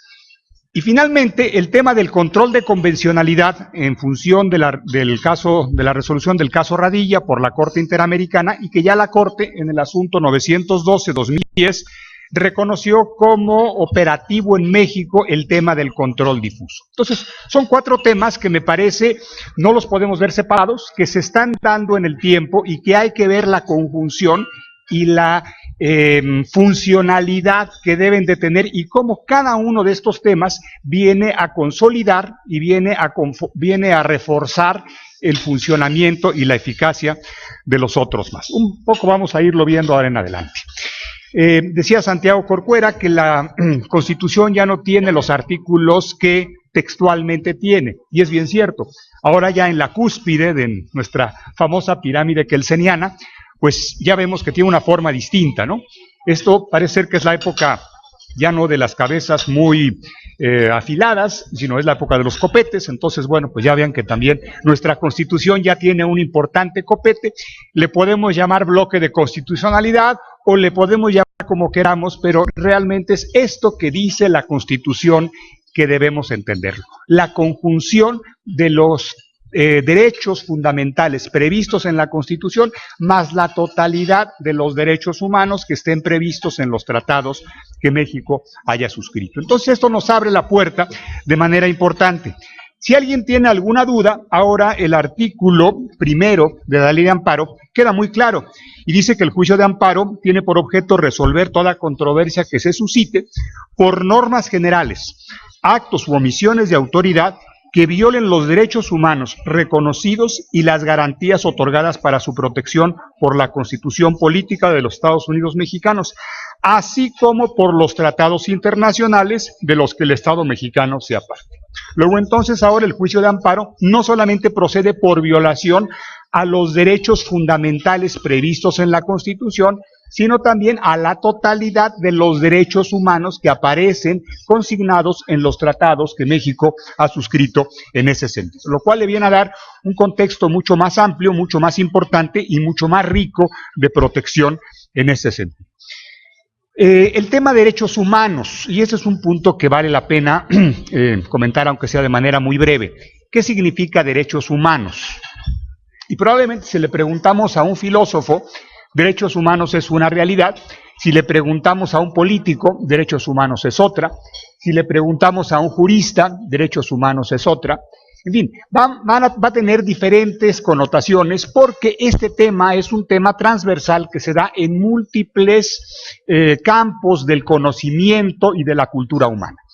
Entonces, viendo las perspectivas del derecho, en la perspectiva utilitaria y la perspectiva útil y de eficacia del derecho, la perspectiva jurídica formal que encontramos, pero también la perspectiva de los valores que debe de tener el derecho. El justnaturalismo durante alguna época fue muy considerado, en otras épocas fue disminuido, pero a partir de la Segunda Guerra queda muy muy claro que necesariamente un orden jurídico sin valores no es un orden jurídico, ¿no? Está aquella frase importante de Radbruch: justicia, injusticia extrema no es derecho. Y un poco la idea era, es que si tenemos un sistema jurídico en el que operen los valores, ya no hay seguridad, porque entonces siempre va a estar esto variándose en función del peso que puedan tener determinados valores. Platicábamos esto hace unas semanas con el profesor Rodolfo Vigo y decía, no, pues para el positivismo era muy claro, la seguridad jurídica era absoluta. Vean ustedes, en el derecho nazi, pues era segurísimo que te ibas al campo de concentración y que te ibas al horno, ¿no? Ahí no había ninguna duda, era muy seguro que aquello iba a suceder. Entonces, esto es lo importante del tema, que la connotación de derechos humanos que se dejó en la Constitución, ¿para qué se hizo? Y me parece que el tema fundamental es dejar muy en claro que lo que se está buscando proteger, lo que se está buscando garantizar y lo que se está buscando privilegiar es el tema de valores. Y cuando estemos nosotros interpretando o intentando entender qué dice un derecho previsto en la Constitución o previsto en los tratados, no lo podemos hacer al margen de los valores que justamente son la justificación y el soporte de ese tipo de derechos. En una connotación a lo mejor un poco más apegada a la doctrina de lo que se ha sostenido, ustedes lo van a estar viendo en diferentes criterios jurisprudenciales. En teoría pudiéramos decir que los derechos humanos son aquellos que están previstos en los tratados, pero lo que se establece ya de manera directa o expresa en las constituciones serían los derechos fundamentales, que es la connotación que básicamente se ha desarrollado en el derecho alemán y que ha sido seguida por muchos otros países en Europa y por América Latina. Entonces, me parece que lo propio es cuando hablemos de los derechos que están en la Constitución, debiéramos de hablar de derechos fundamentales, y cuando habláramos de los derechos previstos en los tratados, hablar de derechos humanos. Sin embargo, si usamos una connotación en lugar de la otra, no se va a acabar el mundo. El punto es que realmente lo respetemos y veamos la manera de que ellos tengan su eficacia plena. ¿Qué nos dice el artículo primero constitucional en su primer párrafo? Y nos habla de varias cosas. Nos habla de estos derechos fundamentales, de los derechos que están en la Constitución. También nos habla de los derechos humanos que están previstos en los tratados, nos habla de las garantías para proteger a ambos, justamente estos medios de protección y de tutela y de reparación para las violaciones que se den en ambos tipos de derechos, y también pudiéramos entender otro concepto de derechos humanos que no fueran previstos en tratados, que estos no quedarían tutelados, no quedarían protegidos, pero quedarían en el mundo, digamos, de la filosofía o en algún otro tema considerados como tales. Esto me parece que puede ser un primer tema de ajuste. ¿Qué nos dice el artículo primero constitucional en sus párrafos segundo y tercero? Esto es para que nos inviten a otra comida, especialmente Santiago Corcuera y yo les podemos platicar mucho más de ello, pero es un paquete importantísimo. Hay una gran riqueza que encontramos, porque en primer lugar encontramos el principio de mayor protección, el principio pro persona, en el párrafo segundo de la Constitución, y como en el tercer párrafo encontramos el complemento de estas reglas de interpretación, de esta nueva plataforma de interpretación, no solo de la Constitución, sino de todo el orden jurídico nacional, los deberes que tiene el Estado, los principios que van a regir el entendimiento, la comprensión y la medición del alcance en los casos particulares de los derechos, y al mismo tiempo las acciones del Estado que se deben de dar en este sentido. Esto nos lleva a un contexto que no es a lo mejor muy claro o muy definido para poder entender. ¿Qué significa o cuál es el alcance de los derechos fundamentales? A ver, vamos a ver qué dice tal tesis y ya encontramos el alcance, o vamos a ver qué dice tal autor.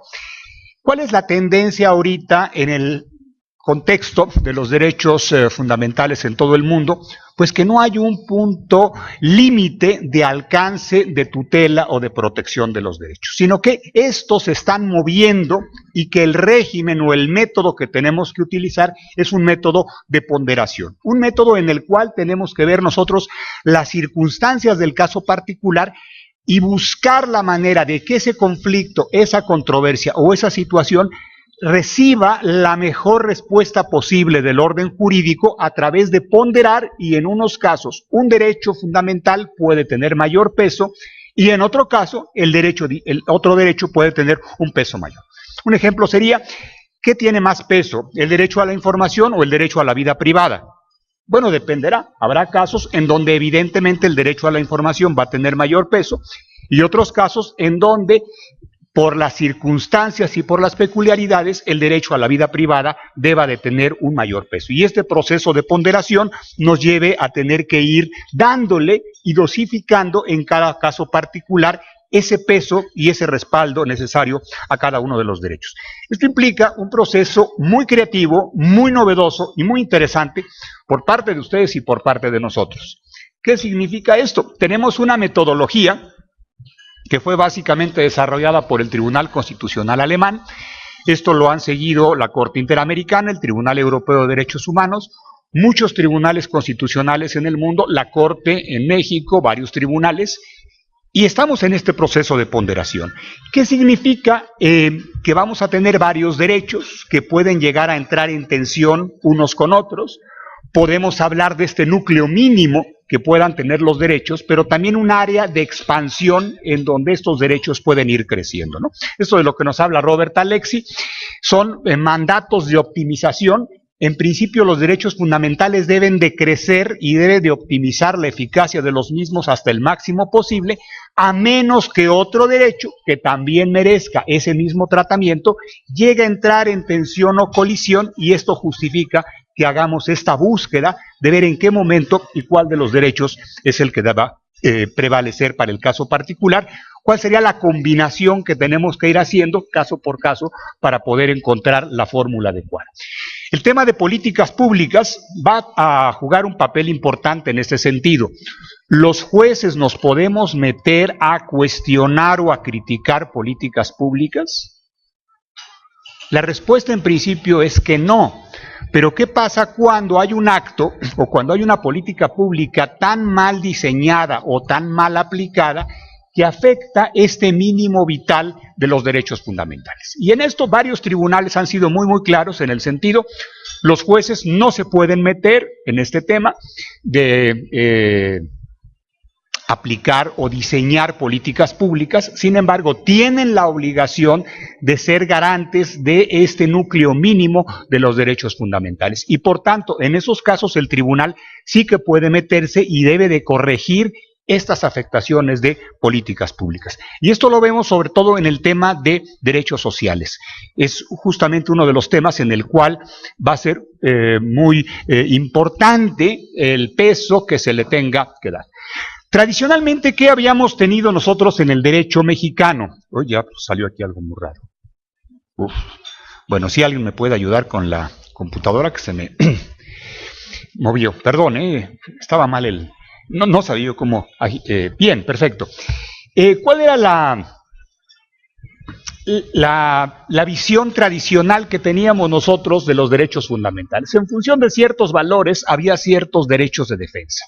Esto es, derechos que nosotros le podemos oponer al Estado respecto a un no hacer. Los tradicionales derechos, no me molestes, no me prives, no me restrinjas en mi libertad de trabajo, etc. Que era para lo que servía el juicio de amparo hasta ahora. Sin embargo, ¿qué sucede cuando los derechos fundamentales no solamente le imponen una prohibición al Estado, sino le imponen una obligación de hacer algo que tiene que llevar el Estado en las mejores condiciones? Y en esto ya hemos recibido varias censuras y varias críticas importantes de la Corte Interamericana. ¿Qué pasó en el caso de Campo Algodonero? Nos condenaron porque la política pública en materia de procuración de justicia, de seguridad pública, es muy mala. ¿Y qué hacemos? Tenemos que cambiar radicalmente. Las prestaciones del Estado en este tipo de actividades están siendo muy malas. ¿Cuál es el problema?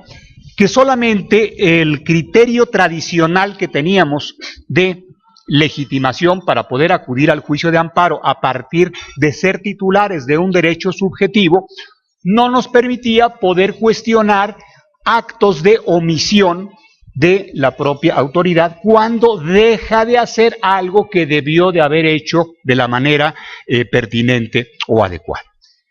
Y en ese sentido es en el que el interés legítimo viene a jugar un papel importante y nos abre una puerta trascendente para poder acudir o para poder utilizar el amparo a efecto de obtener la plena eficacia y respeto de todos los derechos fundamentales, no solo aquellos que implican una restricción a actividades arbitrarias del Estado, sino también aquellos que implican una obligación de un actuar debido y diligente por parte del Estado.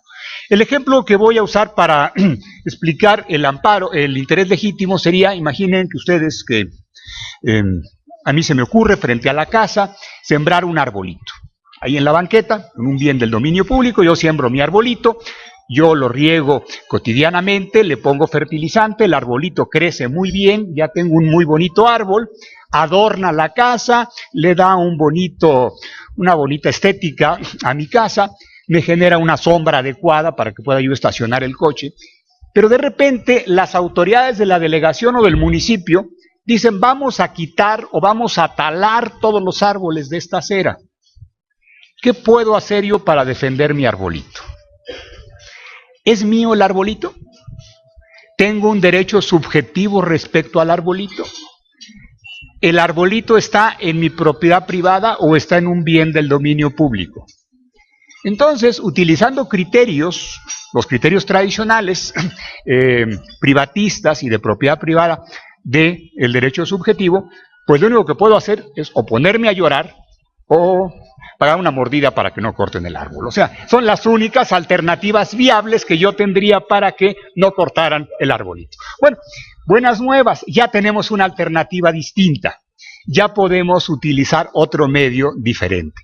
Además de llorar, ya podemos acudir al interés legítimo como un medio para poder defender justamente, no mi arbolito exactamente, pero sí la legitimidad de la acción de la autoridad. Esto es, poder decirle a la autoridad, detente hasta en tanto no estés actuando conforme a los estándares de legalidad a los que estás obligado. O bien, ponte a trabajar y ponte a hacer todo aquello que te mandan a hacer todos los estándares de legitimidad.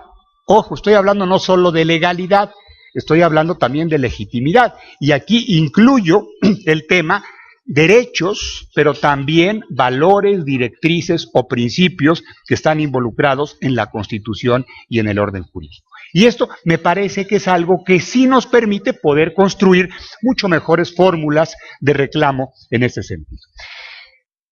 Sin embargo, hay tesis que nos dicen que está protegido el interés legítimo, pero no está protegido el interés simple. Entonces, ¿cuál sería la diferencia o la distancia que encontramos nosotros entre el interés legítimo y el interés simple? ¿Cuándo deja de ser interés legítimo y se convierte en interés simple? O bien, a partir de qué momento, y ese es un tema importante, podemos distinguir el interés legítimo individual del interés legítimo colectivo. Porque, ojo, el artículo 107, fracción primera, no nos habla solamente de un interés legítimo individual, sino también colectivo. Y la única definición que encontramos más o menos adecuada sobre el tema de lo que son intereses o derechos colectivos o difusos, las vamos a encontrar en el Código Federal de Procedimientos Civiles, en el nuevo título que nos habla sobre las acciones colectivas. Y esto nos obliga a tener que utilizar esta herramienta o este instrumento justamente para poder entender el alcance que podamos darle en un determinado momento al concepto de interés legítimo. Esta es alguna idea, bueno, es el texto del artículo 107, fracción primera, se los dejo para que lo lean ustedes con algún detalle. Si lo leen con algún interés de poder encontrar lo que dice el artículo, creo que no les va a quedar muy claro. Y sucede que se hizo algo en este artículo, se mezcló el concepto tradicional que está tutelado y protegido por derecho subjetivo y también por interés legítimo. Del lado izquierdo ven ustedes lo que sería en letras mayores, lo que sería la protección de los derechos subjetivos que siguen tutelados para el caso de ejercicios de acciones relacionados con actos judiciales. Sin embargo, para otro tipo de actos encontramos la regulación específica del interés legítimo. ¿Cuál puede ser la distancia o la diferencia? Si yo no soy titular de un derecho subjetivo o tampoco puedo aducir la titularidad de un derecho erga omnes, que esto es una aportación importante de algunos criterios jurisprudenciales en el sentido de que no solamente hay derechos subjetivos en la Constitución, sino hay derechos que se conceden de manera amplia. ¿Qué pasa con el derecho a la salud? ¿Qué pasa con el derecho a la vivienda? ¿Qué pasa con el derecho a un medio ambiente sano? Son derechos que no están concedidos a una persona, ni por las circunstancias particulares que tenga Luis o que tenga Alfonso, sino que son derechos que están concedidos para cualquier persona. Podemos hacer valer ese tipo de derechos.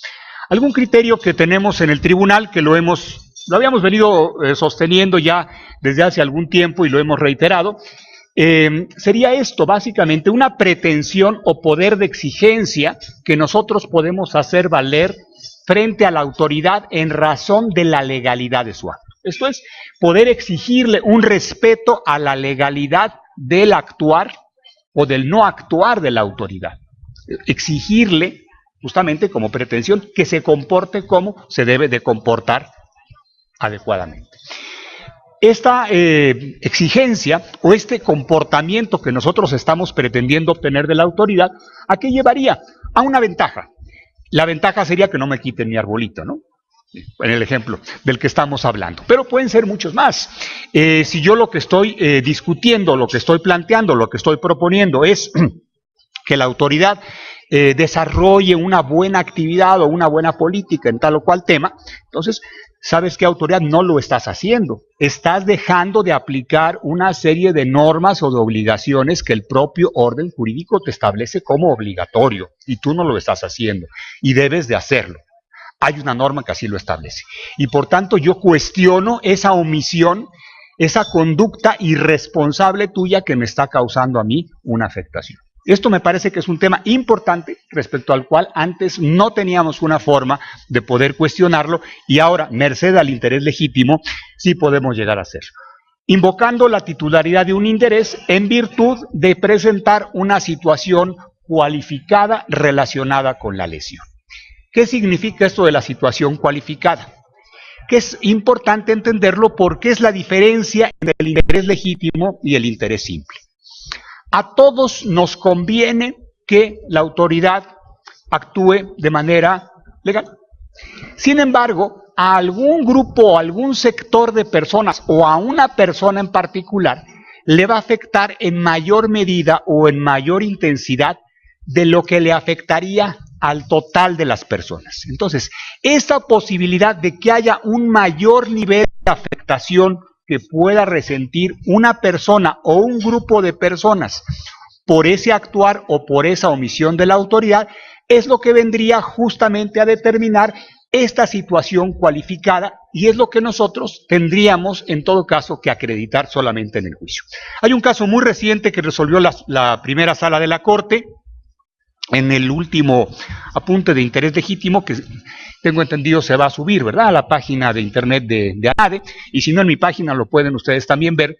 Es un caso interesante. Hay un club deportivo que tienen como dato un terreno por parte de ciertas autoridades, y estas autoridades deciden recuperar ese terreno.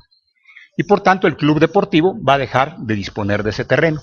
Entonces los papás de unos niños que pertenecen al club y que practican deporte en ese terreno van a verse afectados. El tema es, estos papás de los niños que no tienen nada que ver con la autoridad pueden cuestionar la legitimidad o la legalidad de la autoridad al pretender recuperar este terreno del club.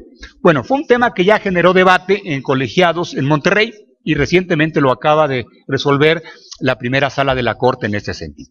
Sí tienen un interés legítimo. ¿Por qué? Porque hay una situación cualificada de ellos en relación al provecho, al beneficio y a la eficacia de justamente los derechos de sus hijos, de los derechos de los niños a poder hacer deporte.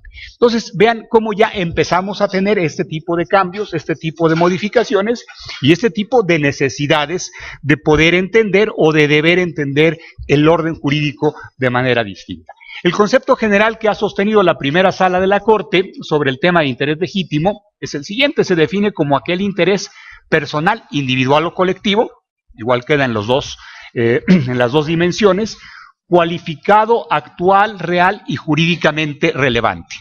Leídas así nada más estas palabras pueden parecer difíciles de poder entender, pero ya con la explicación que les di y con el ejemplo del arbolito, creo que ya a todos nos queda bastante claro en dónde quedaría esta situación. Que puede traducirse, en caso de concederse el amparo, en un beneficio jurídico en favor del quejoso. Esto es, si se consigue acreditar la ilegalidad de esa acción de recuperación del terreno, los papás de los niños se van a ver beneficiados porque ellos van a poder seguir practicando deporte. En el caso de mi arbolito, bueno, pues no van a poder cortar el arbolito que yo tanto quiero y que me beneficia a mi casa. Derivado de una afectación a su esfera jurídica en un sentido amplio, en el sentido de que puede ser de índole económica, profesional, de salud pública o de cualquier otra. Esto es, ese interés que yo quiero proteger, que yo quiero beneficiar, que yo quiero promover y que yo quiero consolidar, puede ser de cualquier tipo. Y esto es lo que me abre una puerta importante justamente para que cualquier cosa que a mí me enriquezca, que a mí me convenga, que me sirva, yo me pueda prevaler justamente de este interés legítimo para obligar a que la autoridad se comporte o deje de comportarse al margen de lo que establece la propia ley. No sé si de esto quede más o menos alguna duda, si no, bueno, ahora en la siguiente sesión podemos platicarlo. Tradicionalmente, ¿qué es lo que había sucedido? La legitimación ad causam para poder acudir al juicio de amparo estaba determinada solamente por la titularidad de un derecho subjetivo. O bien, ya había algunos criterios que nos hablaban de los derechos erga omnes. Sin embargo, ahora se agrega de manera muy importante la existencia del interés legítimo, esta pretensión de poder exigir un comportamiento legal y adecuado al orden jurídico de la autoridad que me beneficie en mis intereses individuales, pero ojo, puede ser también en mis intereses colectivos, o sea, de algún grupo, de algún colectivo al que pueda yo pertenecer y que me pueda importar. Ahorita vamos para allá. En función de tener esta legitimación ad causam, si yo tenía esta legitimación ad causam, luego entonces era yo titular de un interés jurídico, de una legitimación ad processum para poder tramitar el juicio de amparo. Y sigue siendo la misma idea del interés jurídico. Yo debo de tener interés jurídico para poder acudir al juicio de amparo. Lo que pasa que antes ese interés jurídico exigía que yo fuera titular de un derecho subjetivo. Ahora, ese interés jurídico puede ser o porque sea titular del derecho subjetivo o del interés legítimo o de un derecho erga omnes. Entonces vean cómo se abre en gran medida la puerta de funcionalidad y de eficacia del juicio de amparo. ¿Qué serían los derechos colectivos? Y ese es un tema, creo, bastante nuevo en el orden jurídico mexicano.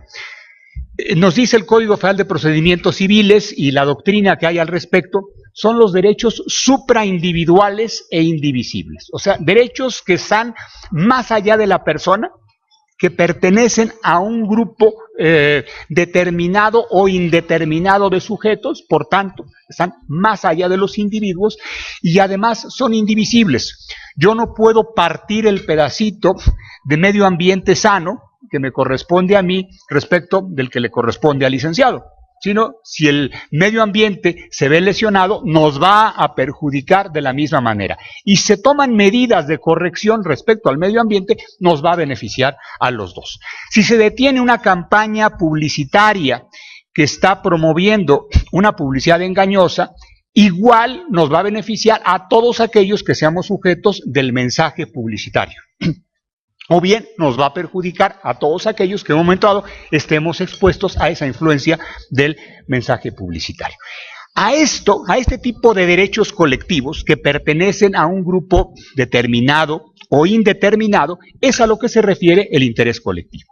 Y aquí deberemos de pensar, y es algo interesante que nos plantea el Código Federal de Procedimientos Civiles, nos habla de los derechos o intereses difusos, aquellos que pertenecen a un colectivo indeterminado. Ejemplo pudiera ser el medio ambiente, ejemplo pudiera ser la publicidad engañosa, son ejemplos clásicos de un derecho difuso. Pero también hay derechos colectivos. ¿Qué pasa, por ejemplo, con todas aquellas personas que tenían un boleto para volar en Mexicana y de repente se vino la suspensión de actividades? Se quedaron con el boleto. Todo aquel que tenga un boleto es miembro de ese colectivo. ¿Es un colectivo determinado o determinable? Sí, es un colectivo determinable y está definido por razones de carácter jurídico. En cambio, la vinculación de las personas que compondrían el colectivo indeterminado del derecho difuso no tiene nada que ver con cuestiones jurídicas, sino con cuestiones de hecho. Y luego, derivados de la afectación de estos derechos colectivos o difusos, puede haber derechos también individuales. A mí me conviene detener la publicidad engañosa, pero además yo ya compré unos zapatos que me anunciaron y que me dijeron que eran muy buenos, que si me los ponía y empezaba yo a brincar, después de 2 horas iban a crecer unas bolas y desaparecer otras, en fin. Y resulta que después de que me compro los zapatos y brinco, pues me salió una torcedura de la columna o alguna cosa por ahí rara, ¿no? Entonces, yo tendría un derecho colectivo para detener esa campaña publicitaria. Pero también tendría un derecho individual homogéneo para exigir la reparación del daño que me causaron y la indemnización, incluso hasta en el daño moral que me causó justamente el haber utilizado esos zapatos.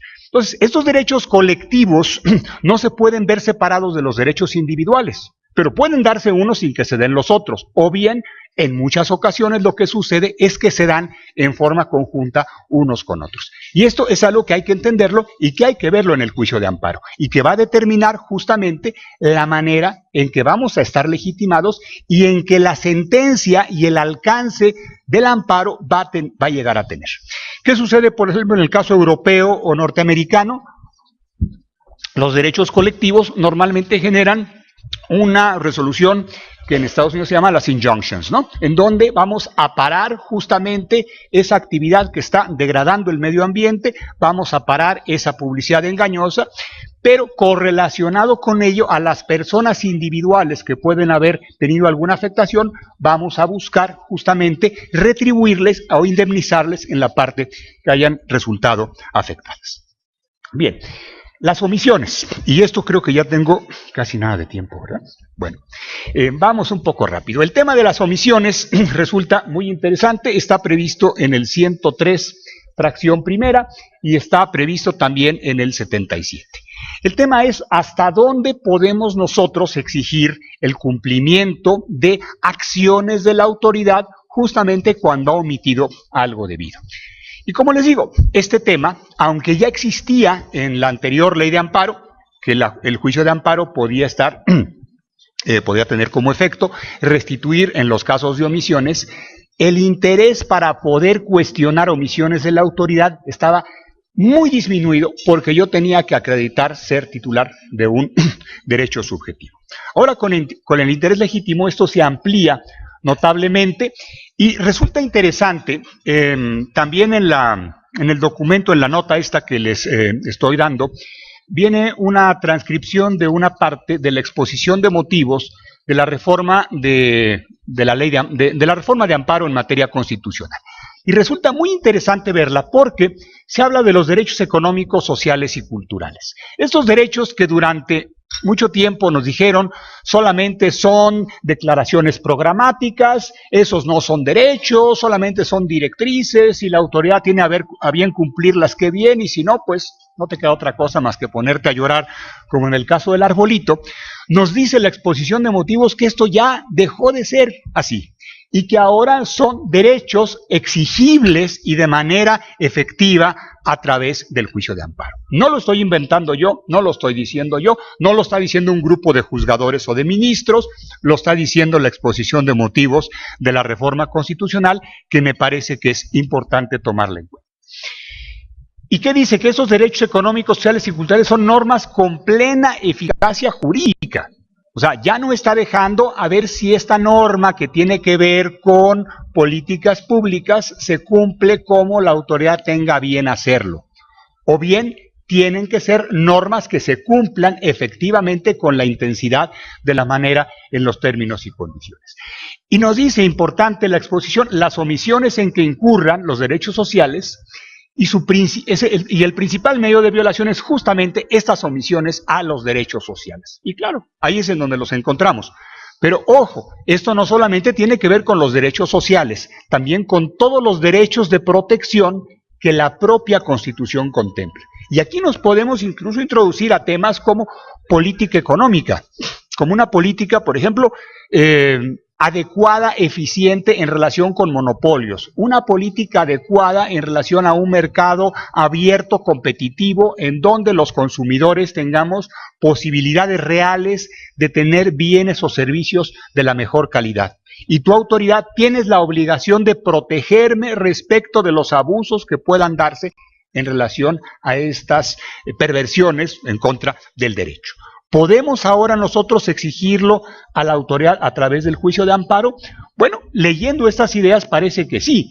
Y otro tema importante resulta ser que los tribunales de amparo deberán tomar en cuenta los criterios de los órganos internacionales.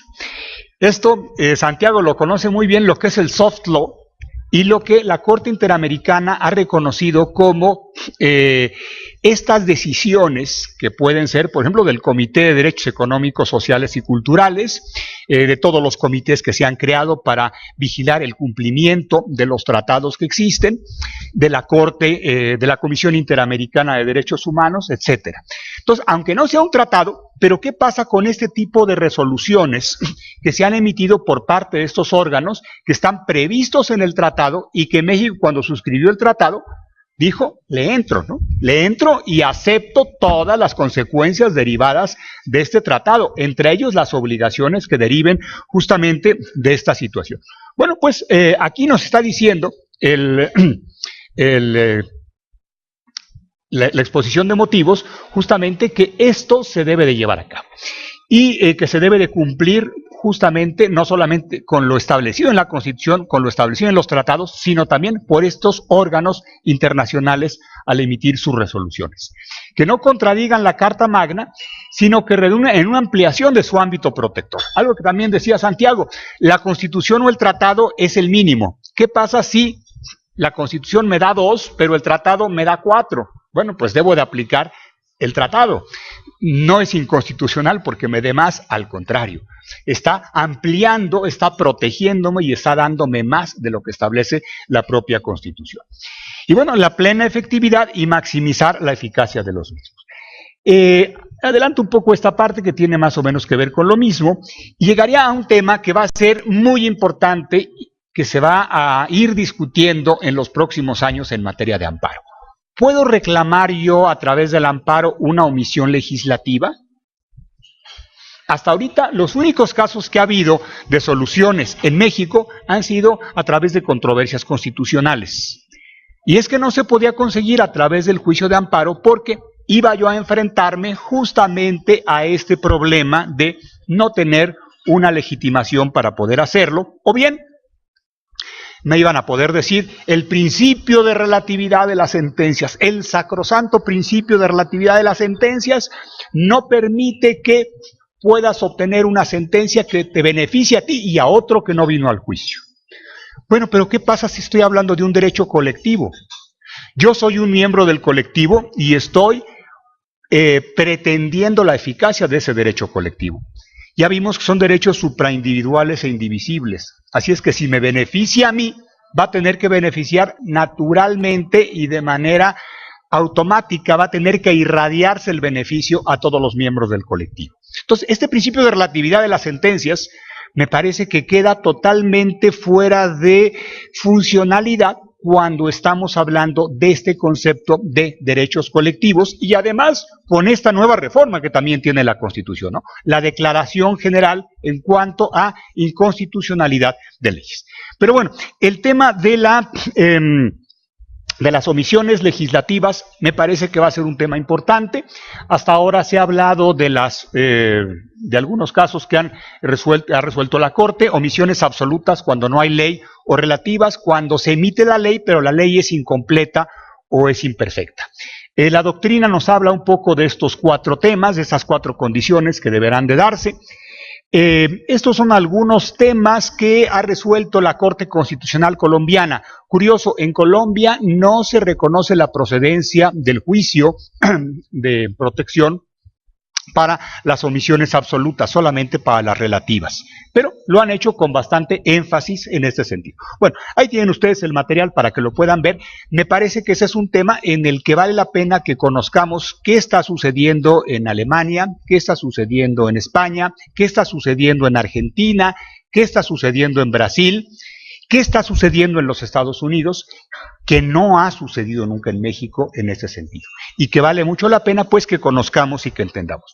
Finalmente en el tema, si me regalan 2 minutos, el tipo de sentencias que se van a tener que dictar, tradicionalmente eran sentencias de invalidez, o sea, anulábamos actos de autoridad, pero ahora esto implica tener que dictar sentencias que interpreten, sentencias que integren el orden jurídico o sentencias que adicionen el orden jurídico. Entonces, ya el juez constitucional no solamente es un legislador negativo que va a tachar, sino un legislador positivo, ¿no?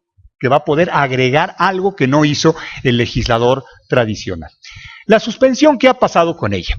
Se habla mucho y se ha discutido mucho que la suspensión ha cambiado. Me parece que no. La suspensión prácticamente se queda como estaba.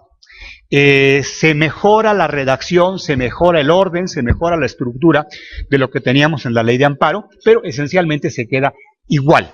Se agregan 2 o 3 causales de presunción de afectación del interés social. Una de ellas es el caso de las concesiones en materia de telecomunicaciones, que fue algo de lo que generó mucho debate, pero nada más. Realmente es todo lo que encontramos de nuevo. Sin embargo, lo que sí vale la pena tomar en cuenta sería antiguamente la procedencia de la suspensión se daba siempre y cuando no se afectara el orden público o el interés social. Y ahora el 107 fracción 10 nos dice, bueno, esto de la afectación del interés social, quién sabe, porque si la apariencia del buen derecho está causando una afectación importante o desproporcionada, habrá que matizarlo y habrá que ver este interés social en conjunción justamente con esta apariencia del buen derecho. Entonces, ya no hay que verlo de una manera tan tajante. Ya teníamos algunos criterios jurisprudenciales en este sentido, pero bueno, ahora ya está en la Constitución y está también en la ley de amparo. El caso sería el siguiente. La suspensión a solicitud de parte agraviada requiere una solicitud, un acto o efectos suspendibles del mismo, un daño inminente o irreparable, un interés legítimo, que no se modifiquen ni constituyan derechos. Vean que todo esto ya existía, ya si no estaba en la ley, estaba en la jurisprudencia. Lo que es novedoso sería el interés social y el orden público, pero en relación con la apariencia del buen derecho. Entonces, esto matiza, y si hay una afectación del interés social de este tamaño, pero una afectación en la apariencia del buen derecho y una afectación intensa al particular de este tamaño, podemos conceder la suspensión, con determinadas condiciones, pero podemos conceder una suspensión aunque haya afectación al interés social. Esta es la idea. Y razones que van a determinar la intensidad de la cautela o de la protección que podamos dar serían el peligro en la demora por la propia tramitación del juicio y la apariencia del buen derecho, ¿no? Lo cual ha llevado a estas sentencias de carácter anticipatorio que se han venido dando. Y finalmente, el esquema de del incidente de suspensión, el tema procesal, cómo está estructurado el incidente de suspensión en el juicio de amparo en sus diferentes secuelas y etapas procesales, pero también aquí aparecen los diferentes incidentes dentro del incidente, porque este incidente de suspensión es un incidente verdaderamente complejo. Yo les recomiendo un libro que pronto va a salir, se va a llamar Manual de los Incidentes del Juicio de Amparo, 7ª edición. Ya está en el horno. Lo que pasa es que falta un poco de carbón para que prenda bien el horno, en eso estamos, pero pronto va a salir esta 7ª edición del Manual de los Incidentes y va a venir esto detallado, explicado con bastante claridad. Entonces, bueno, todas las dudas que tengan las van a poder resolver ahí en el libro. Muchísimas gracias.